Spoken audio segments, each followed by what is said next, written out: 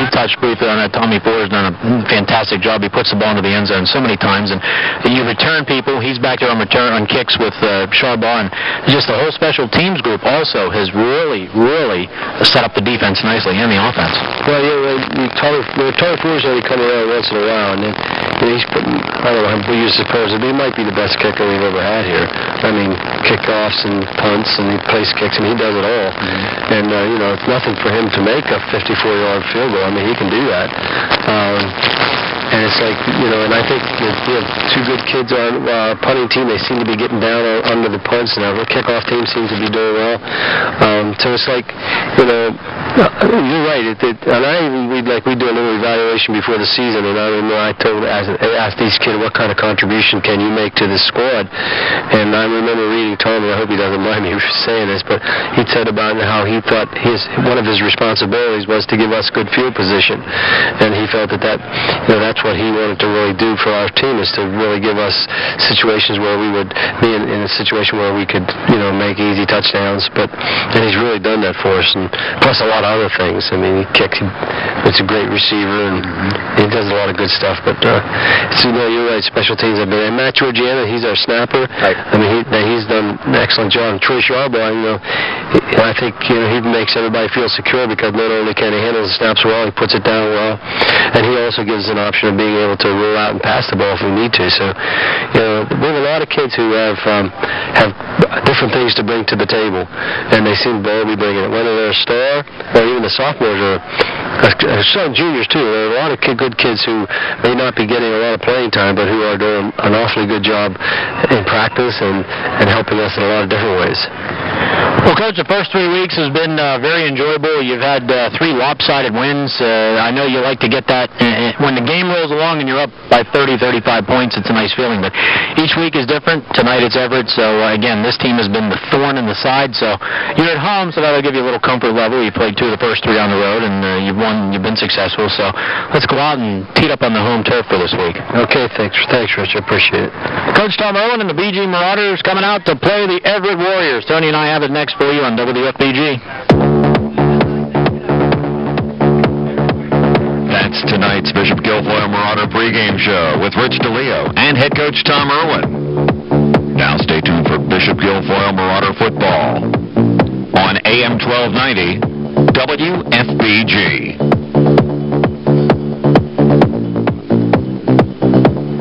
Hi, I'm Doctors Rich DeLeo.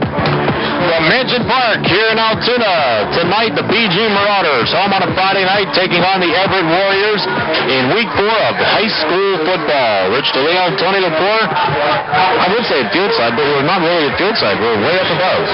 Yeah, we are. But nice to be back home in the friendly confines of Mansion Park. Although last week wasn't bad. It was a nice setting up at Bowley Larry, and BG come out awfully well. Tony scored 30 points in the first 13 minutes of the game, and as you heard Coach Irwin say in the pregame, really didn't expect that, but it's nice to have. But sometimes you get into a situation like that, and then things go kind of south the way they did. You lose your intensity. I mean, it was just so easy for them, and that's going to be the challenge coming into tonight. Here they're facing an Everette team that really hasn't won a game yet. Their only win was a forfeit over Johnstown Tech, and they lost to a West Branch team that BG pretty much took apart in week number 1. But I know you can't gauge by that, but this is going to be a test now. The Marauders, will see. They've kept up this intensity for 3 weeks. Now we'll see what they can do tonight, because Everette has been that thorn in the side team in the last few years. You're right, Rich. I was just going to comment that Everette's been the kind of team that just steps up to another level when they play Guilfoyle, and Guilfoyle brings the best out of them. There have been some real good games here, and last week was a true test to see what kind of week Guilfoyle would come off of after a big win, and the coaches were worried, and everybody answered the bell, and we come up with a nice victory, and coming home for 3 games with a 3-0 record. That sort of sets the pace for this team, and I think what's happening now, Rich, is you're getting this club to take every game one at a time. You can't look ahead. You can't look into the fourth quarter, the third quarter. You got to do play-by-play and move on from there. And I I heard the pregame with Coach Irwin, and he hit the nail right in the head. Everything's in a roll right now. They're making the right calls on the line. The backs are cutting right. But there may be a time when they're going to have to reach, and start digging from inside when things aren't working as well as they have been. And that'll be the sign of just how good Guilfoyle is. Right now, they're a good football team, and we'll see how much better they can get. I'll tell you, I was driving out here tonight, and I'm thinking, they've played 3 games. They have not been behind at all this season. I mean, they jumped out ahead of West Branch. The closest they've been, other than 0-0, obviously, was 7-3 to West Branch, and the 5-0 lead at halftime against Bellwood. That's as close as they've been to being behind this season. And even the Bellwood game, and the Bellwood game was the most physical of the 3, number 1, and BG again dominated that game. Number 2 was the closest of the 3 games, and they systematically wore Bellwood down to the point where they were able to open the big lead. Against West Branch, they got out to the big lead early. It was 34-3 at half. Last week it was 37-6 at half. So they've had kind of both. Now tonight against Everette, not a big team physically. They haven't won a game yet, but again, they've got some speed to contend with. We heard Coach Owen say, the back and the quarterback, Klingerman and Hillenbrand, are going to present some problems for BG speed-wise. They're going to give them a look that they haven't had yet this season. Right, and it's just a matter of adjustments and, knowing your job and what you have to do. And the key right now, Rich, is everything's falling in place, but mainly because you're playing good defense. Guilfoyle, as you alluded to last week, other than that 20 points, which was put on basically the second team and the JVs, Guilfoyle's defense has been very, very tough to run against and pass against due to the fact that they just have some good athletes, good cohesiveness on the line and the linebackers, and, they're quick. And the thing I like here, the seniors are not playing the senior role as far as Rich is saying, I'm a senior. They're being a team member, and everybody's falling into that chemistry and that group as a team. And it doesn't matter if you're a sophomore, junior, or senior. You're playing well, and you're playing hard, and you're playing together. The captains are heading out toward the center of the field here at Mansion Park. Bucky Dent, Tom Four, and Chris Mathis for the Marauders. For Everette tonight, Josh England. Let's see, we have Eric Smith. I believe we have Jeremy Bolyard. And we have number 53, Eric Miller. You didn't get a program. That's all right. I just need a running back. I'm going to try to duplicate my fantastic feat last week of you probably being off about 30 yards, but all right, we'll give or take 30. Yeah, that's your plus-minus ratio. I wish my scores in college would have been that high, give or take 30. I thought you were going to say golf. No, I need about. I got it down to about 28. There you go, under the line. All right, It looks like Everette has won the toss, and looks like they're going to take the ball first off. So the BG defense, and I'm not quite sure if that's the right call here if you're the Warriors, because BG's defense, I think, has been its strongest point to the season so far, even though the offense has put up a multitude of points. Well, I think it's going back, Rich, where teams, as you mentioned, are trying to score on Guilfoyle early, put them in a situation they haven't been in. And, and I know it's an early part of a ball game in the first quarter to do that, but funny things have happened and stranger things have happened when a team gets behind, and especially if you get behind and you come out your first series and things don't click and you don't make a first down and you're 3 in and 3 out, then you maybe in the back of your mind start thinking some things. So it's a mind game at this point, Rich. I agree with you. Defense is BG's strongest point, but Everette might want to be the first team to get on the board against Guilfoyle before they get on the board against them. Well, Everette did win the toss. They will elect to receive. It is kind of a breezy night here at Mansion Park. A very stiff wind coming from the south as the flag blowing right at us here in the press box. And it's a breezy night, but it is precipitation-free, and that's always a good thing. Tommy Four will tee it up for the Marauders. BG in the home purples, all decked out in the purples, white numerals, and the Vegas gold helmets and trim. Cherry red and white are the colors of the evening for Everette. They've got their white road jerseys on tonight. David Ickes is our producer back at the studio. So, David, you can start the tape. As we tell you, Bishop Guilfoyle football is on WFBG Altoona. And already there's a change. See, you can't trust these coaches. Adam Miller and Russ Garland are back deep for the Everette Warriors, coming in 1-2. Their only victory was the forfeit victory over Johnstown Vatech, which BG will pick up later in the season, but they did pick up a 9th game, and we will discuss that later on in the evening. All right, Tommy Four has it teed up. WFBG Altoona, sit back, relax, and enjoy it. Week number 4 of high school football is underway. Tommy Four pooches it. It's downfield, and it's kicked away. Eric Smith, he fumbles it on the ground, and it looks like the Marauders have it at the 27-yard line.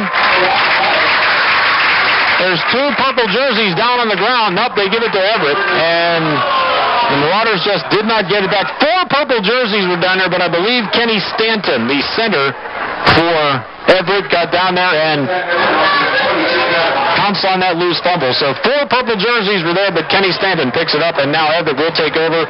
First series of the night, 1st and 10 at their own 26. Sloan Klingerman, he's not a veteran quarterback because they've had Tyler Schwartzwalder there for the past 3 seasons. Klingerman in his first year, 6 foot, 180-pound junior. We'll have R.J. Hillenbrand. He's the back to watch, and Wade Grimes. Double wing formation, wide out to the left.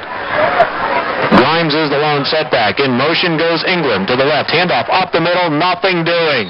Went right up the middle with Hillenbrand, and he got absolutely nothing. And Tony, it's 4 weeks into the season, and these teams have to know by now it's very difficult to run on Guilfoyle up the middle. Right, and the old adage to that, Rich, is you're going to come out real early and often and try to go out the strength of the defense. And if you can move them, then it's going to be a plus in your favor. But nothing moved on that play. In fact, they didn't gain anything, so 2nd and 10. 2nd and 10, England, and Grimes in the backfield now. Wing to the near side is Wes Garland. 6-man front for the Marauders. They are putting it down. It's a tight formation. That is England with it. He gets to the line of scrimmage. Again, nothing doing. Mark Sprouse in there, leading the charge for the purple-clad Guilfoyle defenders. DeStefano at the bottom of the pile, along with Mark Paul. He's just having a stellar year. He's off the bottom of the pile, and Sprouse and all of his friends know a gain of 1 now. 3rd down and 9. So Everette being very close to the best, conservative here, keeping it between the tackles all around, trying to see what their linemen can do against this Guilfoyle front 7, which has been pretty stellar this whole season. And you're right, the key is not allowing penetration. Those 2 running plays, Guilfoyle's penetrated well. Double wing with a wide out to the right on the short side of the field, near side. 3rd down and 9. That is England in motion to the right. Back to pass goes Klingerman. He pumps, fires it downfield, going to be into the BG bench. Double 2 receivers down there, Wes Garland and Alex Hall, and that pass just went right into the BG bench. No chance for a completion. 4th down and 10.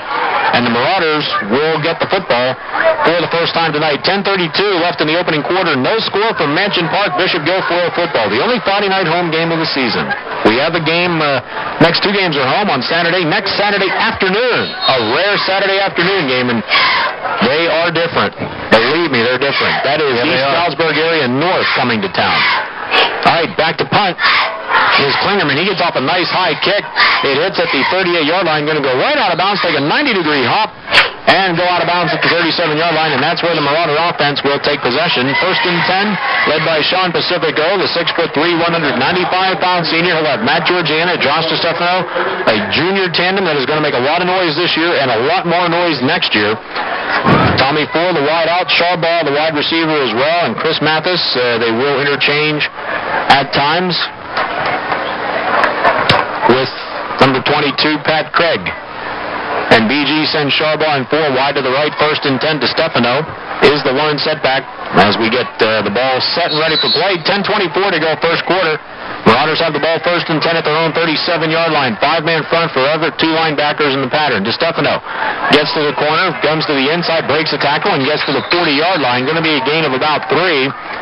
Downfield, Wade Grimes slowed him up, and that allowed number 53, Eric Miller, to come down and put DeStefano to the turf. And BG spreads the field wide right. Tony comes to the short side wide left to get that full sideline-to-sideline effect.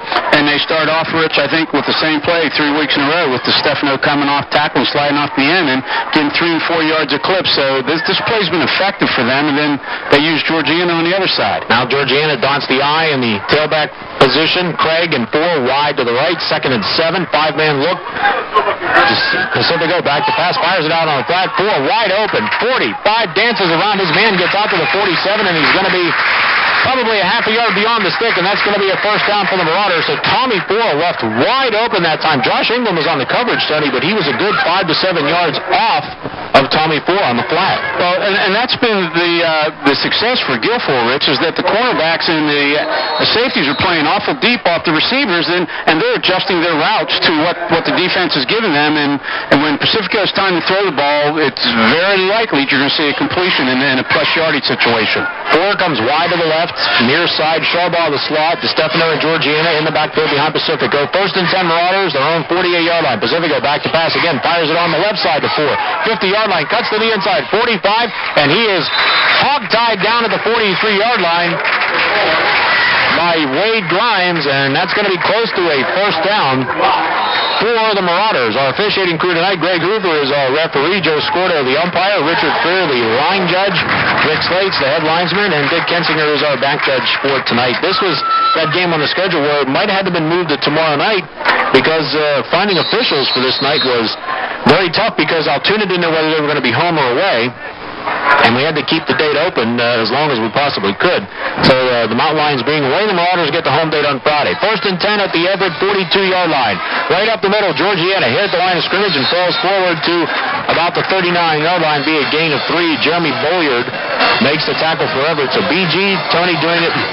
They're not going for the big play right now. They have spread the field out completely, and they've thrown a wide variety of things here at Everett so far. And on their passing plays, Rich, they've run similar plays to both sides of the field, and that play is going to set something up because they're going to use a pump and go off that because the cornerback is starting to cheat up a little bit on the wide side. And we'll see how they play this as they spread out, they being Guilfoyle. Twins right, 2nd and 7 at the 39-yard line. Hang up, Georgiana, big hole, 35, cuts to the inside, down to the 30-yard line. That's going to be a first down. Alex Hall makes the tackle for Everett, but Matt Georgiana with a gaping hole on the right side. He'll pick up 9 yards. That's going to be a first down for the Marauders inside the Everett 30-yard line. Now, Tony, they've just done it systematically and methodically all season long. It hasn't been flashy, hasn't been fancy. They've just done it with good old-fashioned, right-down-your-throat football, and they're doing it again here on the first drive. 1st and 10 split backs to Stefano and Georgiana. Craig and 4 wide to the left. Pacifico under center, takes a snap, little movement there, but nothing called. And Pacifico's toss is hit. Georgiana finds it, and he's going to be sacked for a 3-yard loss. Sean Pacifico was hit just as he threw the ball, and he gets up looking at his right arm. The ball was tipped as he had pressure coming from both defensive ends in Eric Miller and Tony Shaw. And Pacifico's pass was tipped, but it was complete to Georgiana, but it turns out to be a 3-yard loss. Back to the 33. It'll be 2nd and 13 with 7:22 remaining in the first quarter. No score. BG on the march. And Rich, that's what Everett's going to have to do. They're going to have to put real hard pressure on Sean to force him to throw the ball a little quicker and set up quicker. 4 is wide to the right. Sharbaugh wing to the left. Split backs to the right of Pacifico. 5-man front for Everett. They show blitz. It's going to be a give to Georgiana. He's got room. Going to try to the corner. He's got the 30. Breaks a tackle and squirts down to the 27-yard line. Jeremy Bolyard and number 12, Wes Garland, make the tackle. So Georgiana did get some running room. He gains 6 yards to the 27. It'll bring up 3rd down and 7 for the Marauders. 6:45 remaining first quarter, no score. That's a good safe play, Rich. You know, everybody thinks pass on 2nd and 13, but Guilfoyle come out. They have such confidence in their line blocking in their running game. They got half the yardage back, and now they're in a real attainable 3rd and 7 here. Twins right, Craig and 4 high in the backfield.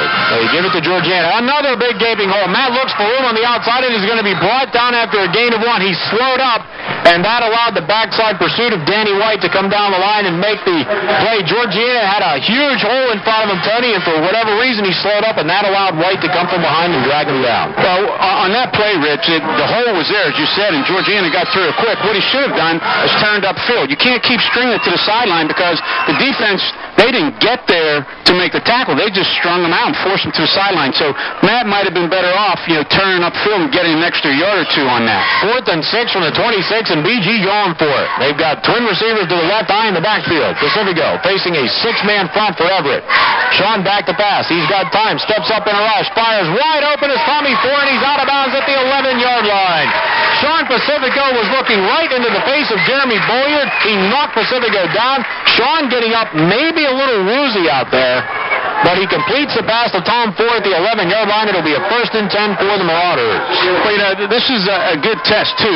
Sean's had real good protection, and you were able to see what he can do under pressure there, and he withheld his ground and made a nice toss out to Ford, who was wide open on the sideline for a big first down. Corey Eberhardt, Matt Kantowski, Anthony Bucky Dent, Jim Franks, and Shane McConnell, the down linemen for BG, doing a magnificent job all season long. Now the Marauders are the 1st and 10 at the 11. DeStefano, big hole on the right side, but he tripped up looked like he actually tripped on the 10-yard line. I just say that tongue-in-cheekly, but there was his green there, and all of a sudden he went down. I think he tripped over the foot of Danny White, who tried to make the tackle. Gain of 2. It'll be 2nd down and 8.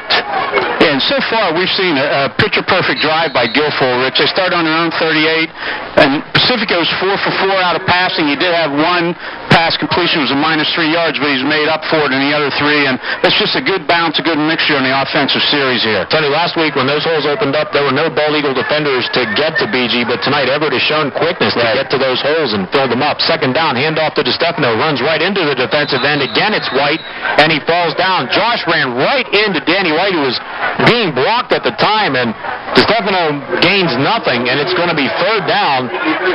Actually, he gains 1 to the 8. It's going to be 3rd and 7, and I think if you're BG here, you're kind of sitting uneasy. You really don't want to come away with this with 3. It's been a good drive, and you really want to finish it off with 6. Well, Everett's playing that run to the outside, and what the backs have to do, Rich, they have to make their mind up quicker and cut up into the hole quicker, a little more towards the middle, and it's going to be there for them. 3rd down and 7 from the 8-yard line. BG on the march. Pacifico, handoff. Georgiana, there it is, and he does cut back up the middle, and he gets a BG touchdown. Again, Tony hits it right on the head. That time, Georgiana did not cut to the outside, went right back to the middle, nobody home. Everett is so concerned with the outside. You're right, Coach. Everything up the middle was open, and he waltzed into the end zone. Well, Rich, I was watching the defense, and they were all flowing. The linebackers and the safety and the halfbacks were coming wide to the outside, and that was taking away the lane. So as you cut back in, and you have 2 good backs that have good vision, and Georgiana saw that and went in the end zone untouched. So Georgiana gets the 8-yard touchdown run with 4:22 left in the opening quarter, and the Marauders look for another extra point from Tommy Ford. He's had a lot of practice this season. Snap, set, kick, up. Everett got through there, but it is good. Tommy Ford got it away, and Bishop Guilfoyle takes a 7-0 lead. 4:22 to go in the first quarter, so it comes out to a 63-yard drive for the Marauders. No penalties, no mistakes, only 1 negative play. Perfect way to start the game again, Tony, and that's 3 out of 4 weeks in a row. They didn't start out this way against Bellwood, but systematically got there.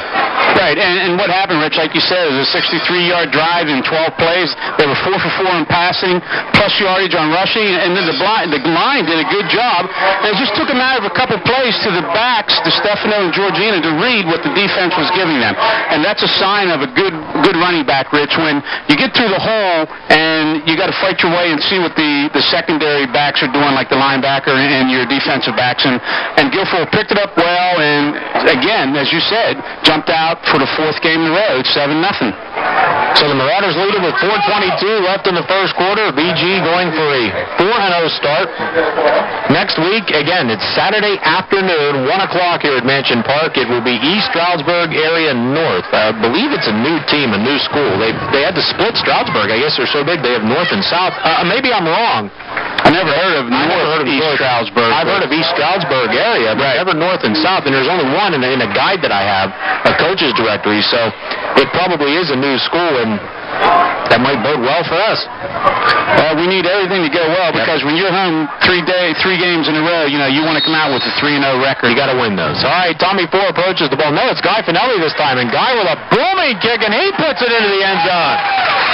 Well, I don't know whether Tommy Ford just needs a little bit of a break, Tony. He's out there. He's fine. But Guy Finelli puts one into the end zone. Well, and I've watched Guy kick here. Guy's been working on kicking. He's been kicking since his 7th, 8th grade year, and he's been working hard at it. And it's nice to see him get the opportunity, because now if you can get Guy doing the kickoff duties, that takes pressure away from Tommy Ford. Yeah. You got him fresh for the extra point and field goal, so it's nice to have the luxury of 2 kickers, and that was a great job by Guy. So that puts the ball at the 20-yard line, 1st and 10. Now the Warriors come out in a totally different formation, trips to the right. The lone setback is Grimes for Sloan Klingerman. 1st and 10 at their own 20-yard line. Grimes back to pass. Going to be out on the flat. He's got a man open there, and that is England. Fumble the football, and it's going to be BG ball. Grimes caught it, came down with it, got leveled by Sharbaugh, and who was down there for the recovery? Was it Mathis? I think it was Mathis. All right, Chris Mathis. So we're going to give, I believe Sharbaugh put the hit on Grimes, who came down with the ball and started to turn upfield, was leveled by Sharbaugh. He fumbled the football, and Mathis pounces on it, and BG has it 1st and 10 at the Everett 27-yard line. Yeah, picture-perfect play for a defensive back. The receiver knows you're coming, but he doesn't see you, and the timing was perfect, Aaron. A good job. Now the Marauders have a chance to open up the artery a little bit here. 7-0. In motion comes Pat Craig to the left. Pacifico under center. He's going to go back to pass. Fires it over the middle. Tommy Ford almost intercepted by Adam Miller. Tommy Ford was doing just a straight down and in. Just a slant in, and good pass from Pacifico, but Miller got there to mess it up, and kind of a play we threw. It looked like almost into double coverage. It'll be 2nd down and 10. Exactly, Rich, and that's the kind of play with a defense that it looks more like a 7-diamond defense that Everett's playing. So you're going to have to find the seams on the slant in. The seams a little bit again towards the middle. It's not in the lane of the end and out. Jonathan Millar now lines up as a slot to the right with 4. High in the backfield, 2nd and 10. Handoff is to Georgiana. Again, he cuts back to the middle. Got room, jukes and jives and gets his way down to the 17-yard line. That's going to be close to a 1st down. Boy, he put a little herky-jerky move in there. And again now, Tony, I think they got the message from the sideline. Now cut the thing back up into the middle, and now once again, if Everett starts to pinch into the middle, then that's going to open up the outside. Right, and what it does, too, if you run the same formation, you run out of it, they start pinching in. If you come out of the same formation and pass out and they pinch in, your passing lanes are open a little bit more. So he got about 9.5 yards, 3rd down and very short, just shy of the 17-yard line. Marauders trying to capitalize on a fumble. Handoff, Georgiana up the middle, breaks a tackle. He's down to the 10, drags a couple of tacklers all the way to the 7-yard line. And the Marauders now starting once again to flex their muscles. Alex Hall and Wes Garland in on a stop, but BG trying to take advantage of a turnover and go up by 14 quick ones here with 3.5 to go first quarter. Yeah, and what we're seeing here, Rich, we're seeing some of the younger players get a chance to get in here with the first team, and even though they're running the play in and out, they're actually getting that experience with the first team, and this is good because now you can get a cushion and some luxury to put some good athletes in and give them a shot. Getting a taste of the varsity action. 1st and goal, BG at the 7-yard line. 3:10 to go first quarter, 7-0 Marauders looking for more. Handoff to Stefano, wide open hole, cuts to the middle, and he is knocked down at around the 3-yard line. Grimes and Eric Miller make the stop, and DeStefano that time. Now that time, Tony, it looked like he may have gotten to the outside, and it could have gone. So now Everett is definitely pinching up to try and shore up that middle. Yeah, and once you get inside the 10 to 5-yard line, Rich, you're in a goal line defense. Everybody's pinching, slanting, helter-skelter in there. So when you find the first hole, you just try to pick it and go. Wides either way. High in the backfield for Pacifico. 2nd and goal from the 3. BG up 7-0, looking for more. Handoff, Georgiana to the right side. Going to get down to about the 1-yard line, maybe inside the 1. About 8 white jerseys trying to stop Georgiana, but BG on the doorstep again. Going to be 3rd and very short, probably about a half a yard, just to be inside the 1. 3rd and goal for the Marauders with 2:15 to go. First quarter, BG 7, Everett nothing, and they're looking for 14. And Rich, in a situation like this where you get the team slanting, now here's where you run a trap with your off tackle or even a quarterback sneak here for Pacifico. All right, he sends Craig and 4 wide to the left. Sean has a penchant for calling his number here, but we'll see what John McDonald says. Looks like he could probably waltz right in, and we've got a flag now coming from the side, and somebody is in the neutral zone. It looks like it's going to be Everett, so you're going to get about a couple of inches on the penalty. The ball's inside the 1 now, so it's only going to be a couple of inches, literally. Right. So that's going to put it in. That just does you no good at this. Right. I mean, there's no really. If any time you want to say this, that is where there's no advantage to that penalty for Bishop Guilfoyle. But anything it does, it gives them, still keeps the down the same. Yeah, everything's the same. It's just a few inches closer. All right, 3rd and goal at the 1 inside the 1-yard line. It'll be a 1-yard run if somebody gets it in. Pacifico under center, and he's into the end zone for a BG touchdown. Sean Pacifico, a 1-yard sneak with a $1.40 left in the first quarter, and BG takes advantage of Everett's turnover, and it's 13-0 for the Marauders with 1:40 to go in the first quarter. So, again, Tony, another perfect start. The first offensive drive, beautiful, 67 yards right down the field. They get in for the score. They come back, first play, Everett fumbles. BG takes advantage of it, goes 27 yards for another score. And that's the opportunistic side of Guilfoyle. When they create a turnover, they usually take advantage of it so far, Rich, and it's worked well for them. Tommy Ford for the extra point, and again, this was all set up by Garfinelli's kick. Free throw. Listen to me. Free throw? On the way to kick is good. The extra point. Well, they count the same point. I tell you what, if that's a free throw, then you have a 3-point free throw there because that was about 30 yards. Yeah, that's well behind the three-point line. Tommy Ford with the kick. But again, Tony, that all started because the kickoff again went into the end zone, and now Guilfoyle kicked that one into the end zone. Now you got two kids that can put that ball into the end zone, and it just, when you get a run back, it does something to your offense. It rejuvenates them. When you get that ball into the end zone, you got to come out and set up at the 20. That's the standard normal procedure. There's just something different about the offense when they can run the ball back. Well, the big difference is when it goes in the end zone, you have 80 yards to go, no matter what your plans were. And against a defense like Guilfoyle, that's a long haul to get down the field and try to get a score. And, this is what's happening, Rich. Everything's clicking. And, again, the Marauders are taking the opportunity to take advantage of every situation that's presented to them. Minute 40 left in the first quarter. It is 14-0 Marauders. Adam Miller and Wes Garland are back deep. Guilfoyle will line it up again and kick it off. We'll see if he can get that strong leg into the wall again and put it into the end zone. And BG has had probably 90% of their kicks this year have gone into the end zone, and that is such a key weapon. And it just jacks everybody up because then they know, like you said, Rich, the opposition has a long way to go to try to get on the scoreboard. And no opportunity for a run back for a touchdown when you have to go into the end zone. So Guy approaches the ball again with his teammates. This one's a shorter kick, little pooch it looked like. Garland up at the 18-yard line. He's up to the 20, 25. There he goes up the middle, and he is just hammered at the 33-yard line. And Guilfoyle gets downfield and makes the tackle, I believe, along with Matt Raw, and that was a hard hit, but shorter kick that time, and it does give Everett better field position around the 34-yard line. 1st and 10, minute 35 left in the opening quarter, 14-0 Marauders. Rich, that's the biggest game offensively for Everett so far in the first quarter, is a 14-yard run back on a kickoff. Again, Everett goes to the double wing formation. One setback is Wade Grimes. Now they send a wide out to the far side. I believe it's Boyard as the tight end. Now he's a wide out. 1st and 10. Klingerman down the line on an option. Going to be turned in. 3 Marauders right there for Grimes. Nothing doing. DeStefano and Sean Joyce got downfield to make sure Grimes didn't get to the outside, and then Georgiana and Mathis finish off the play. Loss of 2. It'll be 2nd and 12. And again, Tony, the swarming BG defense has been stellar. And Shea McConnell made that happen. He got through. He followed the quarterback, and he made the quarterback pitch quicker than he wanted to, Rich. And when you have, the Mathis and Georgiana and DeStefano and Sharball coming up aggressively to the ball as they have been, it's going to be hard to run against them and improve there. 2nd down and 12, and Everett now sends trips to the left side. Tony Shaw is in the middle of that trio. Grimes alone set back for Klingerman. BG with a 6-man front. Here they come. Puts it over the middle, and it is behind 2 intended receivers.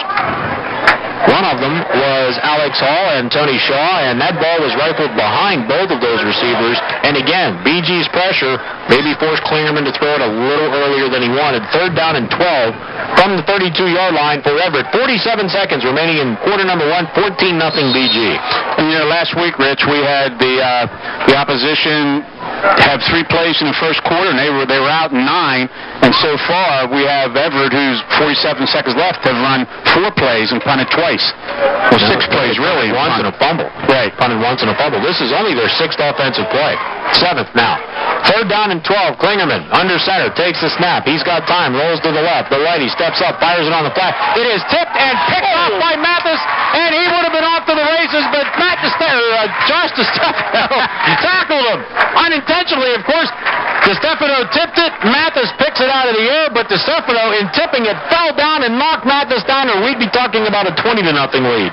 Right, and, as usual, you got to say this, DeStefano made another great tackle, and this time was on his own guy, but it was just by pure accident. Josh tipped it. Chris came up, followed the tip drills. We said that's been in existence for umpteen years, and Guilfoyle, here they are again, 3rd possession, Rich, in a great field position. 28-yard line of Everett, 1st and 10, 39 seconds to go. They can blow it wide open here. Pacifico under center. He's going to go back to pass. Rolls to the left. Fires it on the flat. A bullet to Ford, but it was too far in front of him. Tommy Ford, what a rifle pass that time by Pacifico, and Tommy Ford just didn't get to the mark. Second down and 10 with 34 seconds to go. And again, BG can blow it open here very early.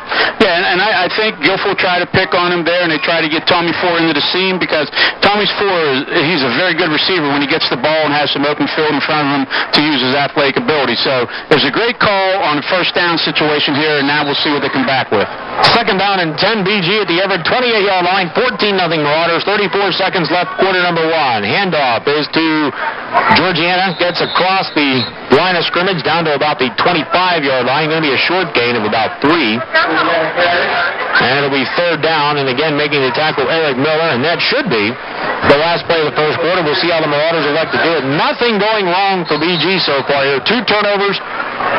They've taken 2 takeaways here in the first quarter, and with 10 seconds to go, they come up to the line. We'll see if they get the playoff. I think they got to go to the end zone, Rich. They're facing 3rd and 7, 4 seconds to go. Pacifico looks at the clock, goes under center, and that's going to be the end of the first quarter. Play does not get off. Score at the end of 1, BG 14, Everett nothing. Back in a minute on WFPG.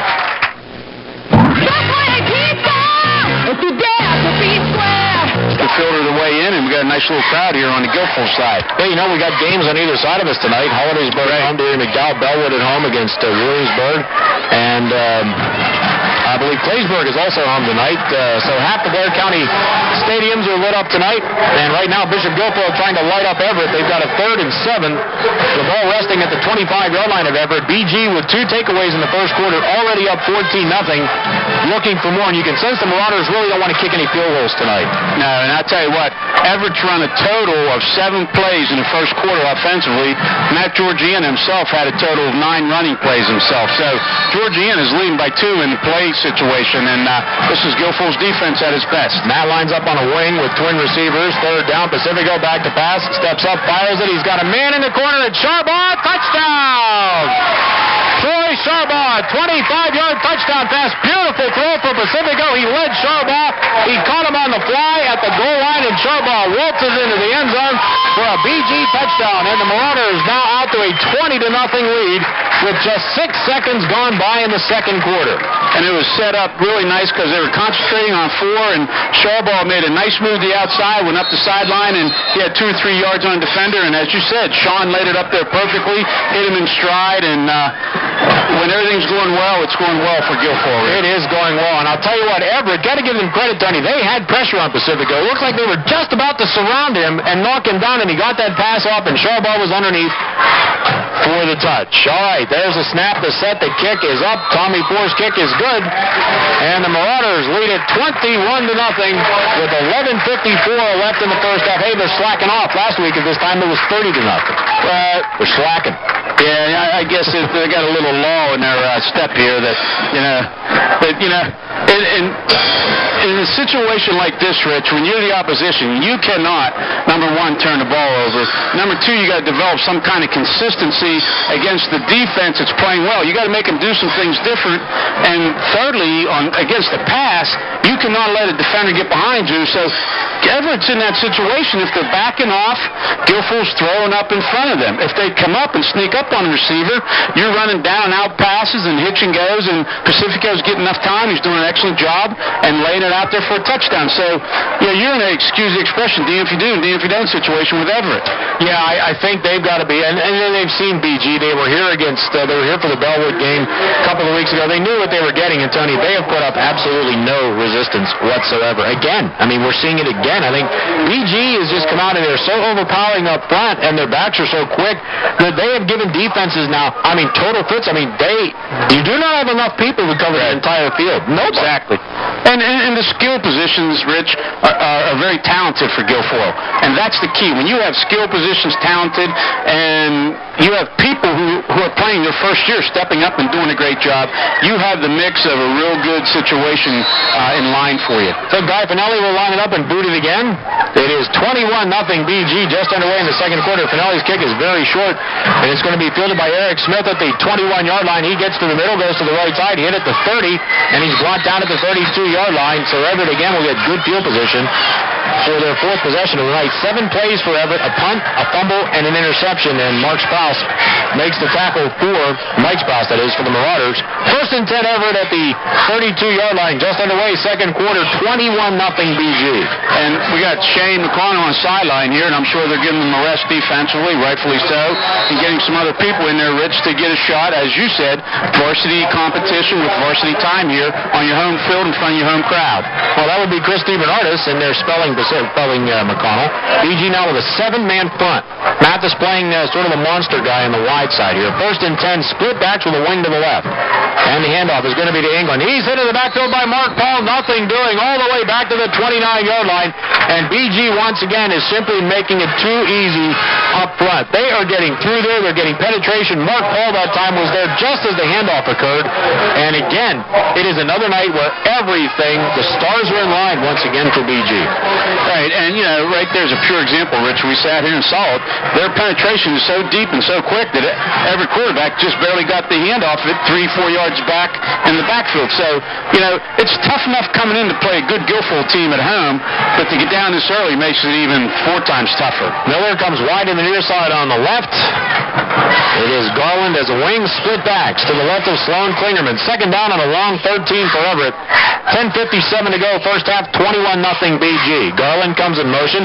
Handoff is to Grimes, hit in the backfield by Mathis. Gets away to the outside, 35-40. Into the secondary, it's a foot race, 45-50, 45-40. Diving is Mathis, and it's Joyce, and Grimes is all the way down at the 7-yard line. So he got hit in the backfield. He springs to the outside, and all of a sudden, Blake Grimes with a long run down to the BG 6-yard line, and the Everett Warriors now have pumped some life into their football team, and they are 6 yards away from getting onto the board and getting back into the football game. Rich, I was just ready to make a statement that Guilfoyle was in the 7th diamond, and if one of those backs broke it, they'd have a good chance to do a good job. And as you said, he was hit, but he wasn't wrapped up in the backfield, and he broke loose. And now he'll be a good test for Guilfoyle's defense to see if they can keep them out of the end zone. But it was a good job by Grimes on that play.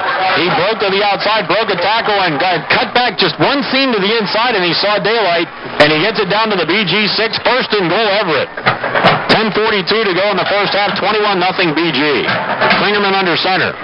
Split backs. He's going to go back to pass. He steps up, fires it on the flat. He's got a man out there, but it's way over the head of the intended receiver, Alex Hall.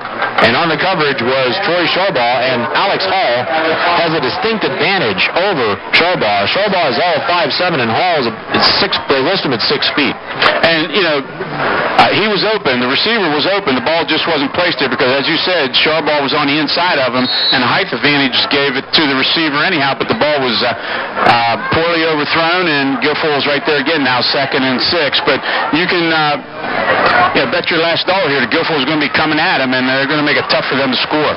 Second and goal, Everett at the BG 6, 10:38 to go in the half, 21-0. Wing to the left is Garland. Split backs to the right now. Klingerman, tight end to the right. Wide out to the near side is Adam Miller. Klingerman under center.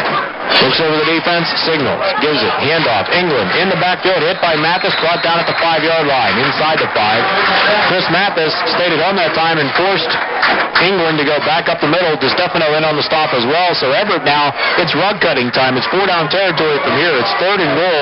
The ball at the 5-yard line of the Marauders. Yeah, this is a touchy situation, Rich. If you get inside and it's 4th down, should you go for the field goal or should you go for a touchdown? If you don't make it, they're down. If you get some points on the board, maybe it'll uplift them. So we'll see what happens. They send trips to the right. 3rd and goal at the 5-yard line. One setback is Grimes. Got to watch for him up the middle. Back to pass is Klingerman. He's going to run to the right. He's going to step it up. He's going to get to the 5-yard line. Try to tuck it in, and he is at the 1-yard line. He does not make it in. Sharbaugh and Paul down there for the stop, along with, looks like Mathis, but it's going to be 4th and very short. That ball is just shy of the goal line. Oh, they've got to go for it. Oh, yeah, now you do. Now's a test of your character. This is what you worked all this way to get down to the 1. It's a little different story if you're on a 6 or 7, but there's no doubt about it now. It's man versus man here, Rich. The ball is as close to the goal line as it can get without being a touchdown. 9:22 and a moving clock, second quarter, 21-0 BG, but Everett trying to slice into that lead. They are an inch away, a literal inch away. All right, they got a tight formation. BG in its goal line defense. Handoff is to Grimes, and he's into the end zone for an Everett touchdown. Grimes gets across the goal line, and why not? He did the bulk of the work. A huge run. Got the ball down. It took Everett 4 plays to go those 6 yards, but they get on the board, and we've got a ball game. It's 21-6 for the Warriors, and here's where they've had some trickery over the years. You remember 4 years ago? 4 years ago at Everett, they lined up to kick an extra point with a minute to go. Down 7-6. They fumble the snap. The holder picks the ball up and runs it in for 2, and they win the game 8-7. Remember it like it was yesterday, Rich.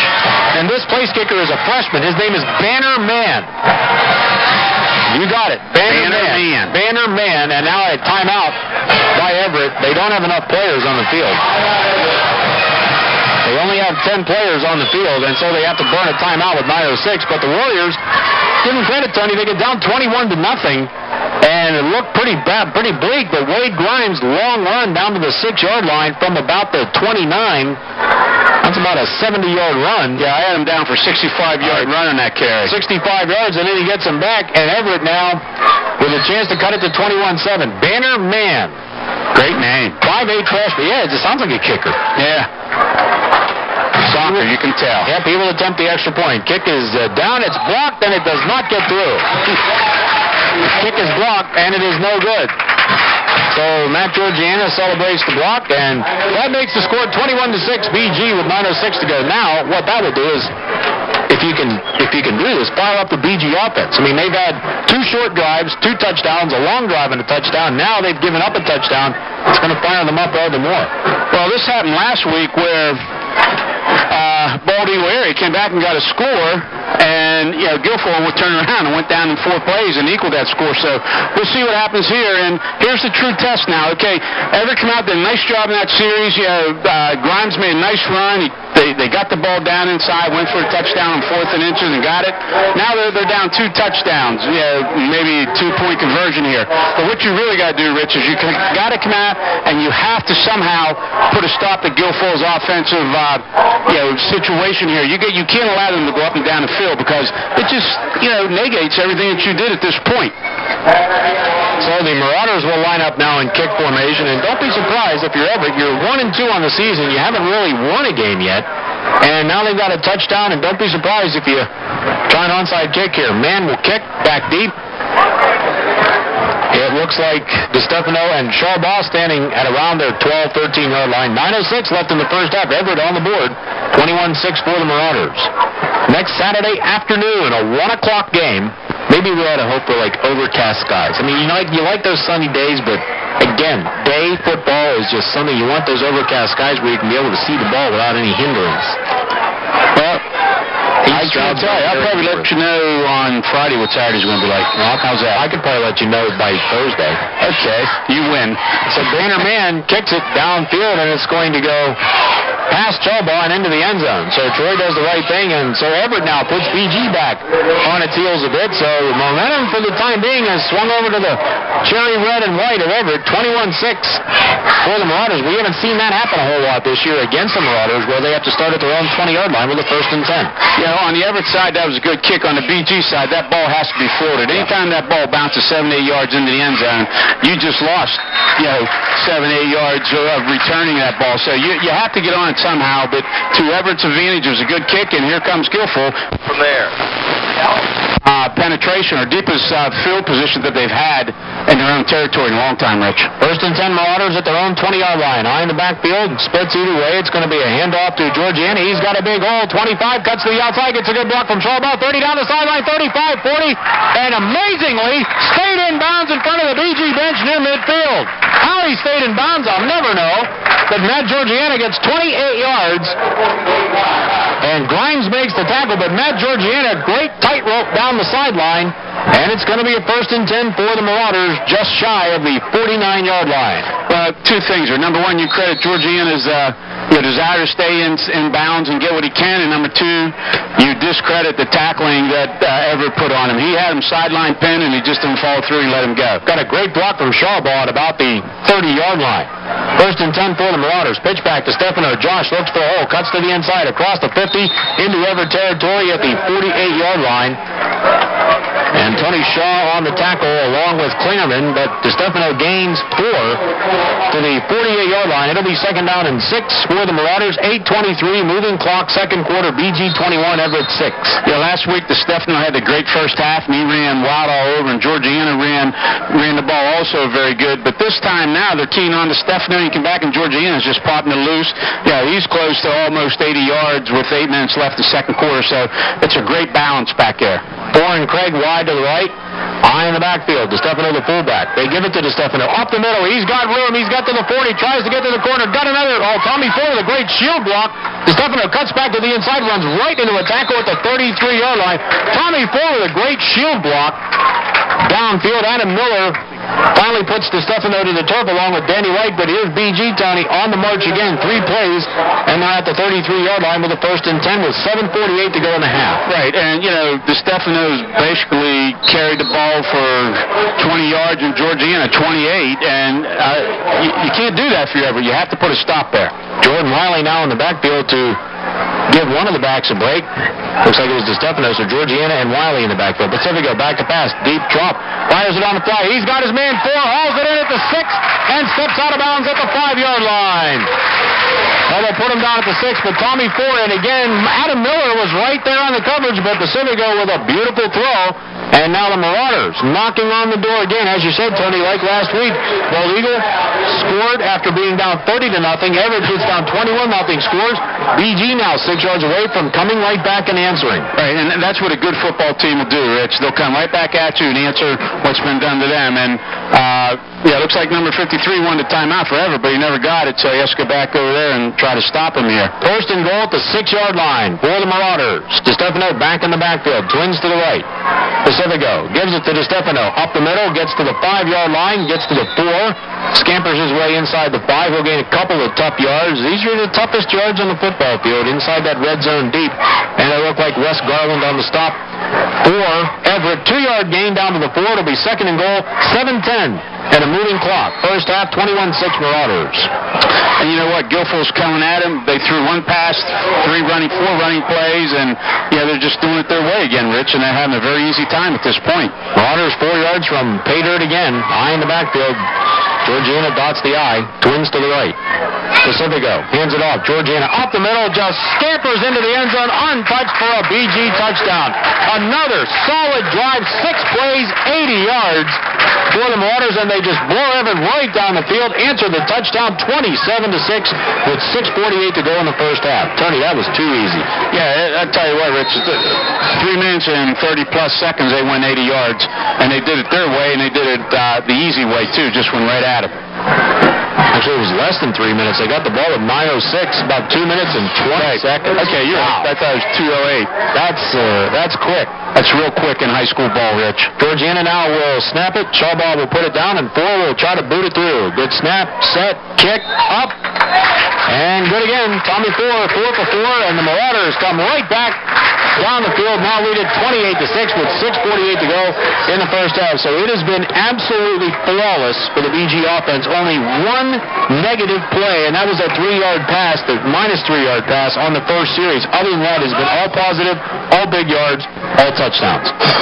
Yeah, and it's just, you have to come out and see this team, really, to believe. I mean, we're saying here, sitting here and making it sound like it's been real easy, but Guilfoyle just has all the cylinders working on this football team. Offensively, defensively, special teams. I mean, Sean Pacifico's thrown 2 passes in the second quarter, and both completions. One was a 25-yard touchdown pass.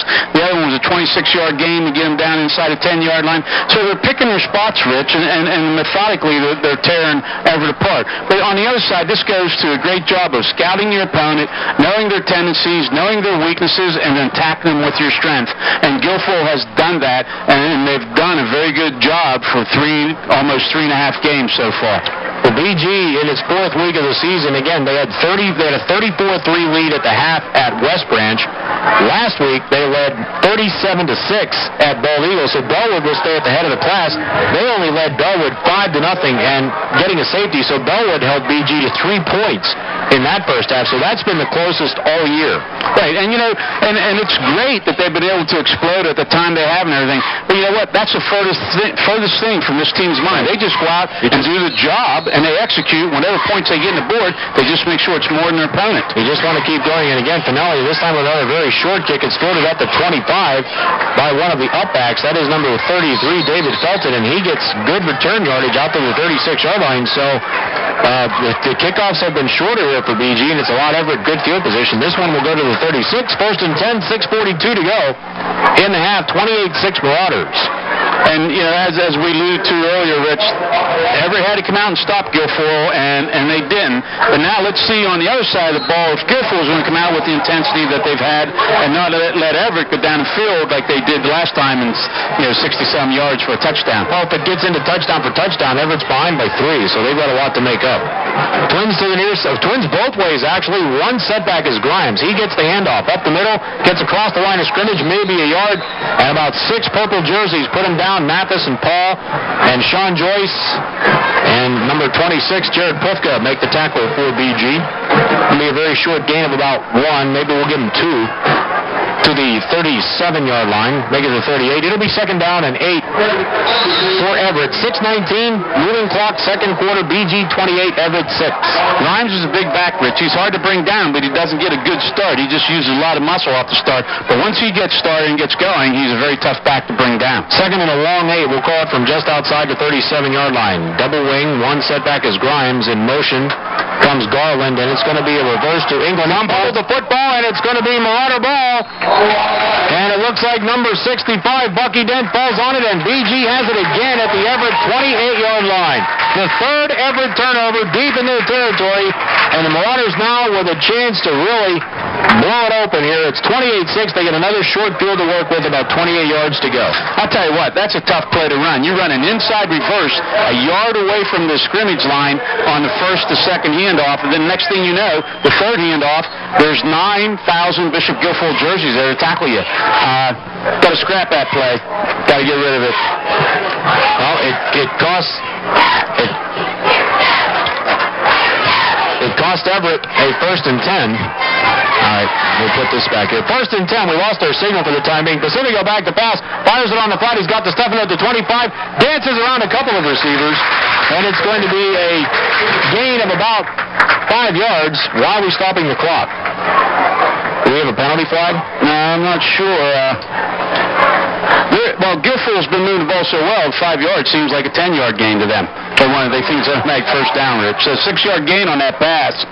And Stefano did a lot of juking and jerking to get that 6 yards. I hit the AM/FM button on the radio. That's what it was. Yeah, we're fine. We just kept talking. Everybody still heard us. We just couldn't hear each other. My fault. 2nd down and 4. Handoff up the middle. Stefano breaks the tackle. 20, cuts back to the inside. 15, and he's down to the 12-yard line. So the Marauders now really putting the clamps down on the offensive line, and they look like they're very angry, Tony, giving up that touchdown, and there is no stopping this offense right now. They are at a 1st and 10 at the 13-yard line with 5:13 and counting second quarter, already up 28-6. And Rich, you're just seeing a well-balanced offense here. Great mixture, great play calling. Twins to the left, eye in the backfield. DeStefano, the fullback this time. It's going to be a handoff to Georgiana. Hit at the line of scrimmage, bounces off, looks for a room inside, gets down to the 12-yard line. Nice tackle by Grimes. All that work from Matt Georgiana, and he gets himself a yard. And the Everett players now look like they are really becoming tired, Tony. They're moping around out there. Some of them bent over at the waist, and that means you are out of breath. Well, the hard part is always on defense. If you're going to rest, they say in basketball you take your rest on offense if there's such a thing as resting in an offensive set. On defense, you can't rest because people are coming at you, and you got to be stronger every play, and Everett can't meet that task right now. 2nd and 9, Guilfoyle at the Everett 12-yard line. Pacifico takes a snap back to pass, got all kinds of time, fires it on the flat, and it is caught. I thought he was throwing it on the flat. It's a catch in the middle by Tommy Ford. He gets it down to the 2-yard line. I thought he was throwing it to the flat. I thought, where's he throwing the ball? And Tommy Ford, out of nowhere, knifes to the middle, catches the ball, brings it down to the 2-yard line. Oh, it's a great timing pattern. He looked outside, threw inside, and what he did, Rich, was he just cut the seam, and the ball was there. So, and that's nothing but working together as quarterback-receiver. Well, let's not say that faking me out. They're not... That's not fair, faking me out like that. You had me looking down the other end. I thought it was an interception. First and goal, Marauders at the 2. They're knocking on the door again. Handoff to Stefano. Hit in the backfield, brought down at the 4-yard line. Nothing doing that time. Eric Miller makes the stop. Stefano loses 2. Only about the second negative play tonight for the Marauders. It'll be second and goal from the 4. The time continues to dwindle down. 3:39 remaining, in BG here in no hurry. They're up 28-6. I don't want to be facetious or anything, but that play right there was the best defensive play that ever ran all night. Well, they did. Pacifico ran into Stefano and knocked them off balance. And if it hadn't been for Chris Mathis, if it hadn't been for Josh on defense, BG would have had another touchdown. Exactly. But they did get one on that drive anyway. Second and goal at the 4. Handoff. Georgiana into the middle, gets down to the 2, and he's thrown forward to the 1-yard line. And on the tackle is Tony Shaw.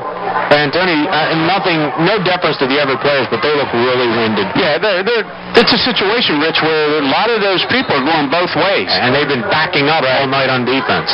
Yeah, you're getting backed up on defense, you're getting backed up on offense, you're taking the beating both ways. Just look, there's 3 or 4 down linemen with their hands on their knees and their heads bent down saying, when's this going to be over? Third and goal for the Marauders at the 2-yard line, eye in the backfield. Pacifico under center, gives it to Georgiana. He's hit at the line of scrimmage, and he's lost a couple of yards back to the 3, so it's going to be a field goal situation here for the Marauders, and Georgiana loses, so Everett, with their best defensive stand of the night, it's going to bring up 4th and goal, and they might decide to go for it here, and I believe it was Jeremy Boyard making that tackle, and Coach Owen opting not to go for the field goal. They're going to go for the touch from the 4-yard line, so we'll see what the Marauders come up with here. Okay, that was a great job by number 88 for Everett. He just submarine made a tackle, and we'll see what Guilfoyle does here. 4th and goal.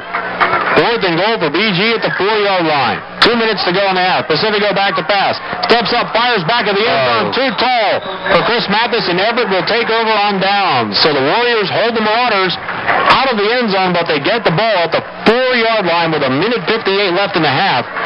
And the Marauders lead 28-6. So BG, for the first time, I think, this season, actually they've self-destructed several times against Bellwood in the red zone, but they self-destruct in the red zone here, and they turn it over on down, so Everett gets it 1st and 10 at their own 4-yard line.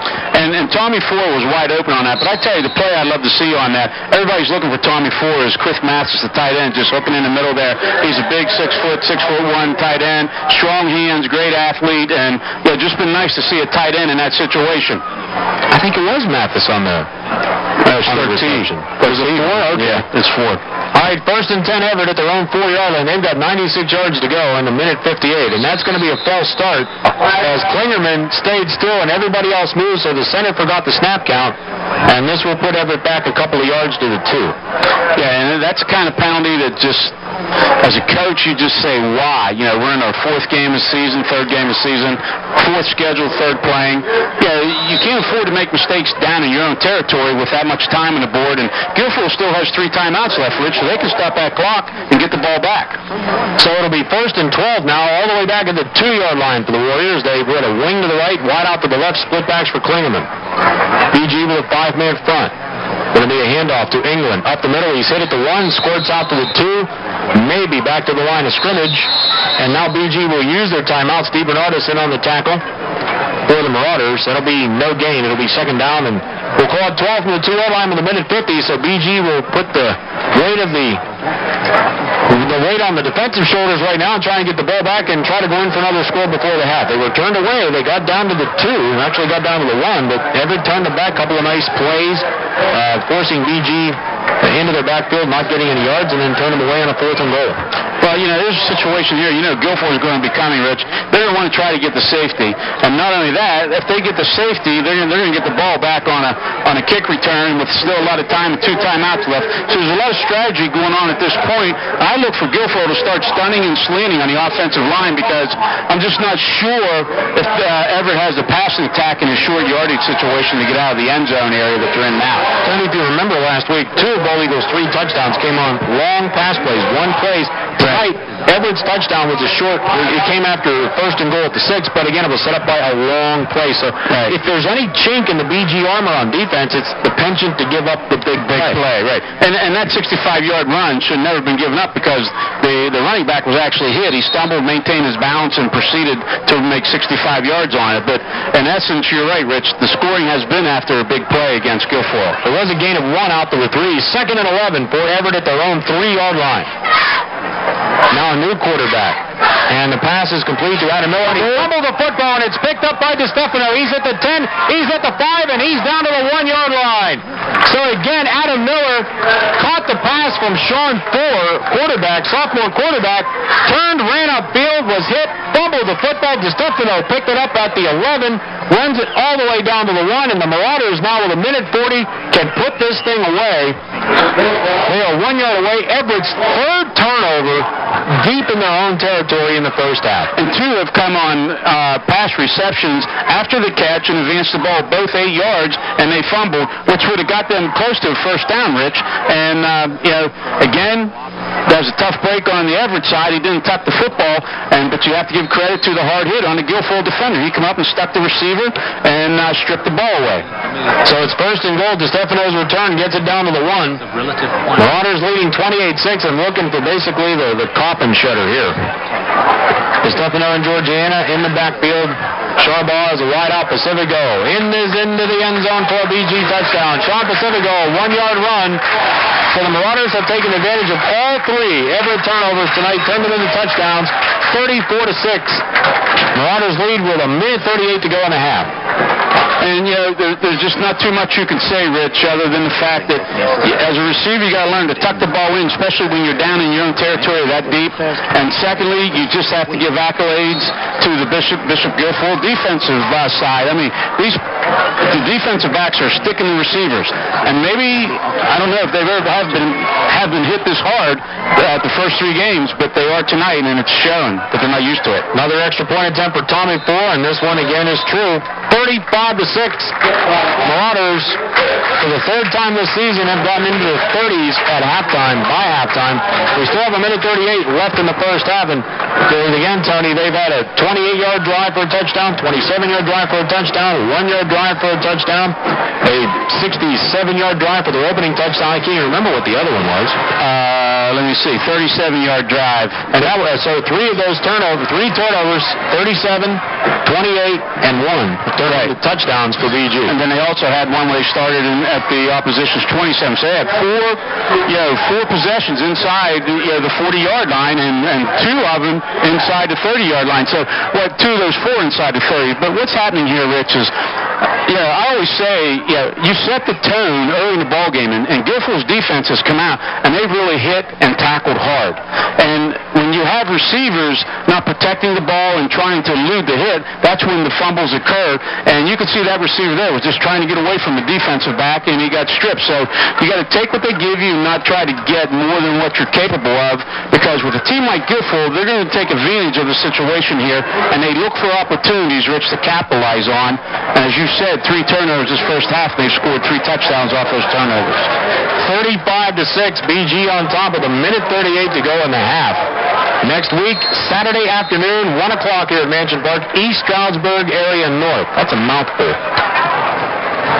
And their nickname is the Timberwolves. And again, Guy Finelli with a very short kick, fielded at the 27.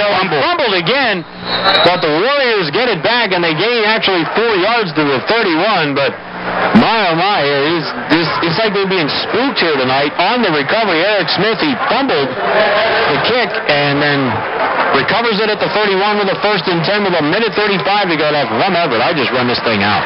You come down to the situation, you want to try to, you got time to put points on the board, but are you capable of putting points on the board?